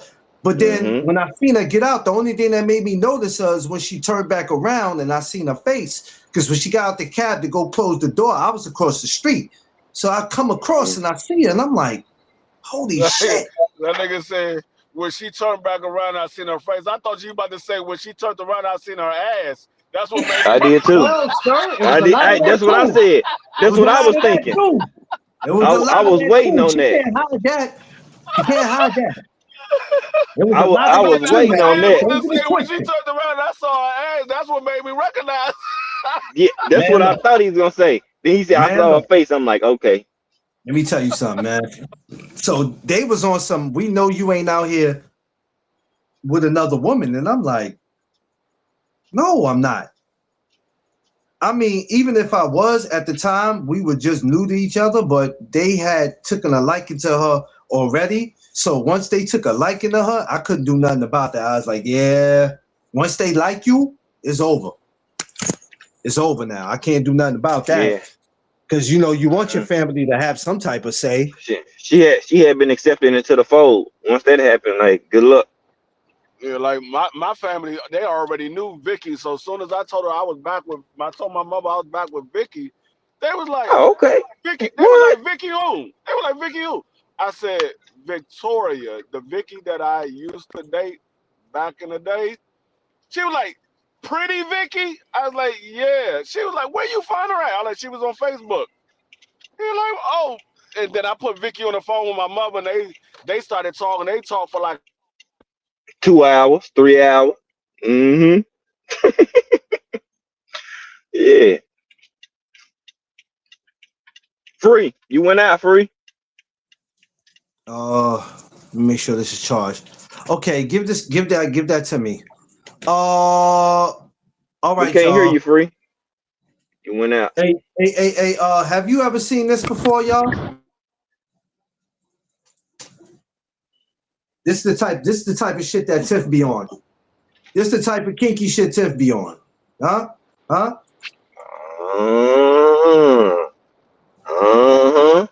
Oh, let me find out. You get turned into a big donut. Not me. No. Hey, Clarence be getting turned into a big donut. What the fuck is that? Hey, that's Tiff shit, man. This is him. Look, hold on. So this is that a seat or a swing or some shit? This is the handcuff part, right here. You see this right here? Mm-hmm. Yeah. And you know what all the rest of this is for. That's for your neck, and the long piece is for your legs. Oh, that nigga! Let me find. Did you just hold up a black ass donut? Yeah. I told y'all he be getting turned into a big donut. This is what you hold your. This is what you put your hands in, and then this goes around the neck, and then this part is for what again? The legs and the feet. And this is for the legs. So you be handcuffed with your ass out? Yeah. Hell yeah. Boy, that's my thing. Like that. Are you kidding me right now, free? Yo, this dude is out of pocket. You said you put your hands in here and you put this around your neck. This was a boxing channel. Hey, you put your hands in here and you put this around your neck. Free. So you only put thing your left is your ass. You put your left hand in, you put your right hand in, and then you shake it all around. You do the hokey pokey. Y'all be on some next Friday shit. Daggone Tiff coming out. Hey, it's freaky time. Yeah, she be like, hey, Clarence be like, that's what it's all about. Hokey pokey. You know what? Y'all are stupid, man. It's Mr. Tiff coming to the house. It's Mr. Nasty time. That's right. Y'all are stupid, man. Y'all stupid. Have to stay quiet about. Yeah, listen.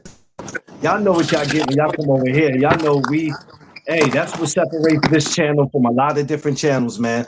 We actually have fun and we talk about real stuff. Real stuff. This is why my videos is never made for kids. If you notice, my videos are never made for kids, and this is the reason why it's not made for kids. Kids, never try this at home. Never try this at home, kids. Never, ever. Never try it at home, kids. They be playing. They in out there in New York playing hokey pokey, my guy. Man, you better play hokey pokey. Yes, man. Mm-hmm. Let me tell you something, man. But on the real, what's up? Yeah. Tiff is a different type of woman, though. And I think, Doc, you didn't talk this shit on my page, and you had What you mean? Because I wasn't around. I didn't have the access to all that stuff that Tiff just showed me. I didn't have all that. She turned them on and turned them when I out. was talking crazy on your show the other day, we was just freestyling and shit. We was talking, but it had Tiff would have went in the closet and showed all that, and I couldn't show you anyway because I ain't have no link to come up. I was talking that shit. Hold up. Whoa, So you wait a minute. you really on next Friday?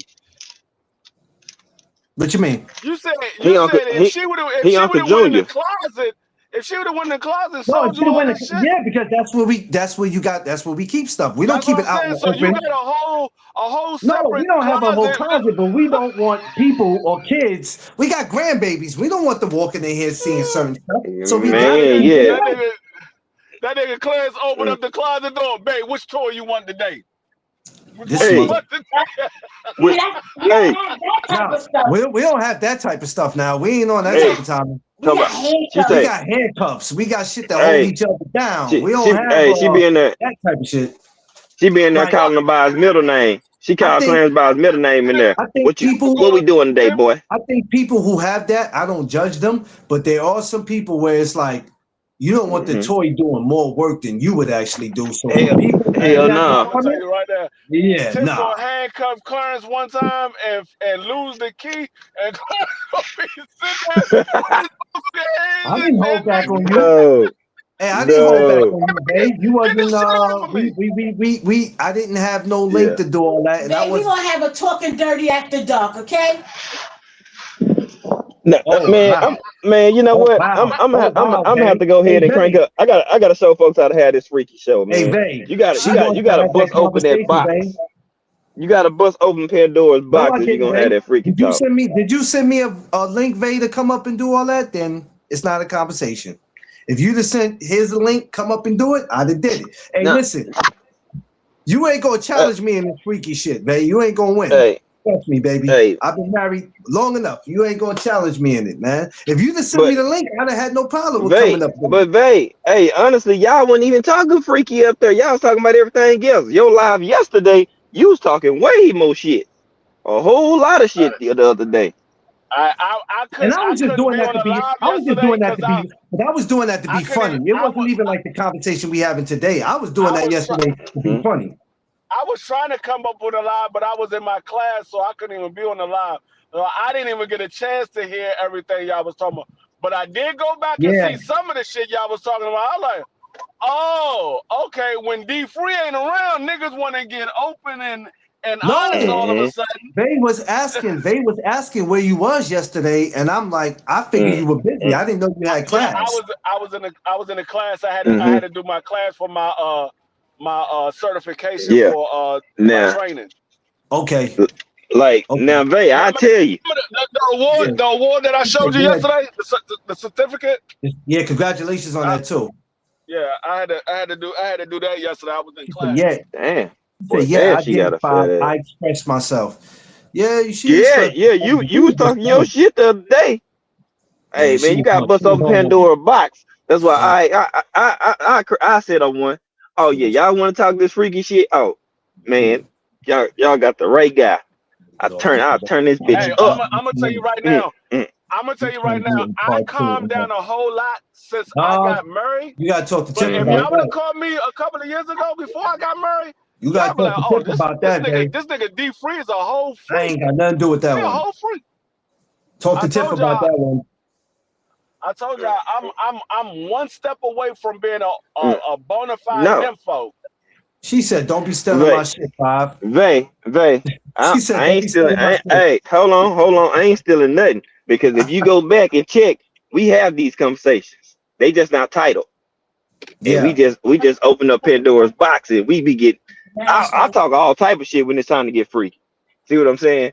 Like I don't give a damn how nobody look at me because shit, I'm grown. I get ass. I don't know what y'all do. Let me ask you something, Vay. Do you own one of these?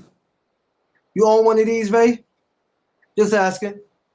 Just simple question. You own one of these? I'm just asking. Oh, how about this? She talking about don't be stealing my shit. Whatever. I'm just asking you, Vay. You own one of these? Because this how this shit get around here. It's Mardi Gras every day in this motherfucker. Vay, I just said it. Vay, y'all Here you was go, Bay. Here look, you go. look, Here you come go. here. You always titling your life, I'm a good girl. Here we go. Here we Look, go with this again. Here we go. like Here y'all we was go. y'all was talking about a little bit of everything on that topic, and it wasn't always sex on that live stream. Y'all was talking about the New That York see trip and people y'all not moving around. y'all You sure not Like was. so, You sure y'all not was. reading between the so lines. like Y'all not reading between the lines. When she say she a good girl, she's a good girl. She ain't she saying she good. a She good good at what she girl. do. She a good girl. Girl, I'm Stop good. it, Bob. I'm Yo, good. I'm Free, good at knock what it I off, do, bro. girl. I'm good at what I do type of girl. Right. No, but it was like it was cool. Y'all was talking about sex then. Y'all was all over the place. So I was like, all right, this might just end up being a Hold free up. for all. Was Angie involved in this conversation? I Was she think in the Angie. chat? I think Was she was. Angie I in think there? Angie I was in think the chat. so. Because I believe so. I I think she noticed was. Angie is another one of those Spice Girls. Angie is like Vay. She'll say little shit, but she won't jump on the panel and say too much. But Angie, I've been peeping Angie a long time now. Angie would say Mm-hmm. little slick shit in the chat, Yeah. but she would Mm-hmm. never come up on the panel and say nothing. Yeah. I've been peeping Hey, but Angie. listen, guess what though, Free? All that comes to an end on August 15th. Because once we all around each other, it ain't gonna be no quietness. And matter of fact, Angie, if you don't show up, we're gonna wind up at your doorstep because you stay in the city. We're gonna That's wind a up at fact. your Yeah. doorstep. That's a fact. She in Hey, Queens, I think. Yeah, that's a hey, fact. I'm gonna find your light skinned pretty ass. I'm And like, you got hey, the we address, in and your she got city. the Knock, knock, address. knock, knock. So she can't say she ain't got the address because she got the address. Mm-hmm. Everybody got what they need. So there's no reason why people can say I ain't got the address. Everybody got it. And there won't be no change of plans as far as the location and nothing. So Oh yeah, send me the therefore, address. I don't have we it. don't have Send time me for the all that. address in the inbox. I don't have the address either, Clarence. I'll send it to What? you, Five. I got it. I just got I got it, the Five. flyer. It didn't have the address on it. Yeah, so I sent you to save the date. Yeah, Yeah, you sent them to save the date. You didn't Oh send them to shit, I fire. got you right now. Five. Thanks yeah, for telling me. I got you right now. I'll do it right yeah. now. My bad, brother. Cause That was my mistake. man, I've been thinking. Hey, Free. I've been thinking, man. Birthday in a couple weeks, man. I ain't been to DC. I thought about pulling up out there, so I hit Free up on behind the scene, man. Cause You two yeah, fools together? yeah. Jesus Christ. Hey, because I'm doing a lot of moving around this year, man. You Too two many fools sacrifices, too much together? time that got away. You two fools Yeah, I'm together moving is not a around. thing. Somebody go to We are Jesus, man. we already did it. We already been locked in and had fun and laughed at the whole damn city. I already know what to expect with him. Yeah. So Hey, as soon as I pull up on him, I went to Dallas and set the whole city on fire in Dallas. I went to New York and set the whole borough on fire in New York. I do it everywhere I go. I set the bitch on fire because I'm going to be cracking up laughing at every and anybody. and then when I knew I had a person that's similar to me, I was like, oh hell yeah, this one of my favorite niggas right here, boy. I ain't gonna lie. This man is not shit. I said I fucking love it, y'all.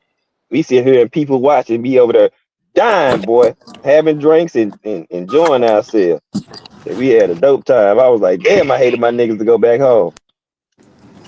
Yeah, you know what? I felt like that when they left from here, and I was like, oh man, like when y'all leave this year, I'm gonna hate for y'all to have to go home. But we're gonna have us like we're not gonna have a normal cookout. We're gonna have us a hell of a time where And pictures taken, videos, yeah, all that. and I'm trying to set mine up where I can come up Thursday and leave like on a Monday morning or some shit. Now who man, hell no, you can't get no hell no, you can't. No, that's five. Well no, Free did say he was coming Now, 2 days early. now, if y'all come up Thursday, we go all meet up in my special spot. No problem. 3 of them. Yeah. And we can have some joint juice. Oh Appreciate it. hell no, hell no, hell no. I'm not putting 5 in. I'm not putting 5 and free through that. Hell no. You got some Hell What? no. Hey, listen, we got a What? bartender. We got a special bartender 5 that this Mm-hmm. woman don't give you regular drinks. Not regular, which means when she give it to you, after one drink, that might be it for you. You might take a second drink, but after that second one, everything gonna change in that bar for you. Yeah, she. Oh, cool. Is she Johnny she cute? Yo, for What she look like? She cute making them drink? five. Joy juice is different. Joy, they call it Joy Juice is different. Which the girl who Hey, serves the drink what? is her name is Hey, Joy. But the Joy oh, Juice, what? $8 will It, change your life. hey, is Joy a joy to look at? Yeah, she's pretty. Yeah, but Oh, well, that's cool. Well, she can serve me some drinks then for sure. well, between I you mean, drinking and looking at her, it ain't gonna work out. she fuck that. She gonna be looking at me like, who is this handsome chocolate man? I ain't seen you before. Don't come up here with the Yeah, Bobby Brown shit, okay? 5, don't come up man, here with the Bobby Brown Keith Sweat shit. man. Let me tell you something, dog. I could do exactly what the fuck I want to do. Do you I don't feel need me? you up here on your Johnny Gill shit. Coming up here on your Mhm. my shit. Bob is stable and he can make. Mm. Hey, Clarence, mama. That's it. I don't got time for y'all and y'all shenanigans. We already know Nah, you you Hey, good. like Long Island, so we gonna get some Long Islands.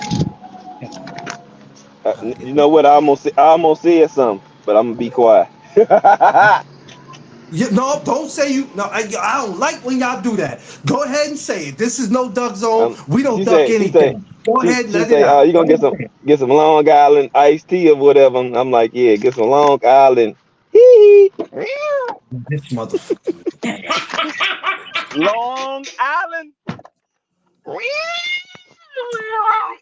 Y'all are stupid, We man. gonna do Long Island shots. Mhm. Mhm. Now you starting that shit? You starting that It's now? You starting that it's with me gonna now? Really? it, That's what we doing? it, it, I it's thought gonna we. be long. It's gonna be long. I don't know if it's gonna be on the island, but it's gonna be long. Yeah. Damn. Shit. Wait a minute, Dwayne. Wait a minute. Hold up. Splash a little water on it. They don't feel like an island. Yo, I don't know if it's Hey, gonna be on the island. it's gonna be long. Yo, I'm getting out of Hey. here, y'all. Listen, y'all. I'll be back here later. More boxing talk. For the replay, go back to this. Ray Mercer, we spoke about him and other people. I'll be back to talk about what's that? Tim Witherspoon, another great Yeah. heavyweight. We'll be back to talk about him. At some point, I want to try to fit. What was the other fighter you named earlier? You named him. God damn it. He fought Evander. Evander beat the hell out of him. It'll come back to me later. I can't think of him right now. I could picture his. I got him in my head, but I can't get the name. But we'll try to fit him somewhere into that. But I appreciate y'all. I'm a video chat y'all fools. Y'all fools are crazy. So stand by, cause y'all crazy. I got to talk to y'all too because you two. I got a special seat. I got a special seat for y'all asses at the cookout. You two. Hey, I got a special seat for you too at the cookout. It's gonna be Hey, with a straight jacket for your belly so it don't get on the grill. I, Yo, make sure y'all like, hey, share, I subscribe. got a special seat for you. I got a special seat for you as well. I'm gonna make sure you have one of them daggone large donuts that you could sit on because you're gonna need extra cushion from all that weight Thank you, holding down. everybody, for joining. Like, share, and Mm-hmm. subscribe. Make Mm-hmm. sure y'all protect your peace, space, and your surroundings. Love y'all. And when I mean surroundings, I mean watch out for guys like 3 and 5. That's why I always When say he when he protect your when he peace, say space, surrounding, surroundings. he mean watch out around his stomach. You gotta watch what's Mm-hmm. around in his stomach. I'll catch y'all later. Y'all know what it is. Hey, No Dead Zone Podcast. Let's go. Stupid the, the fools. the circumference around his belly button look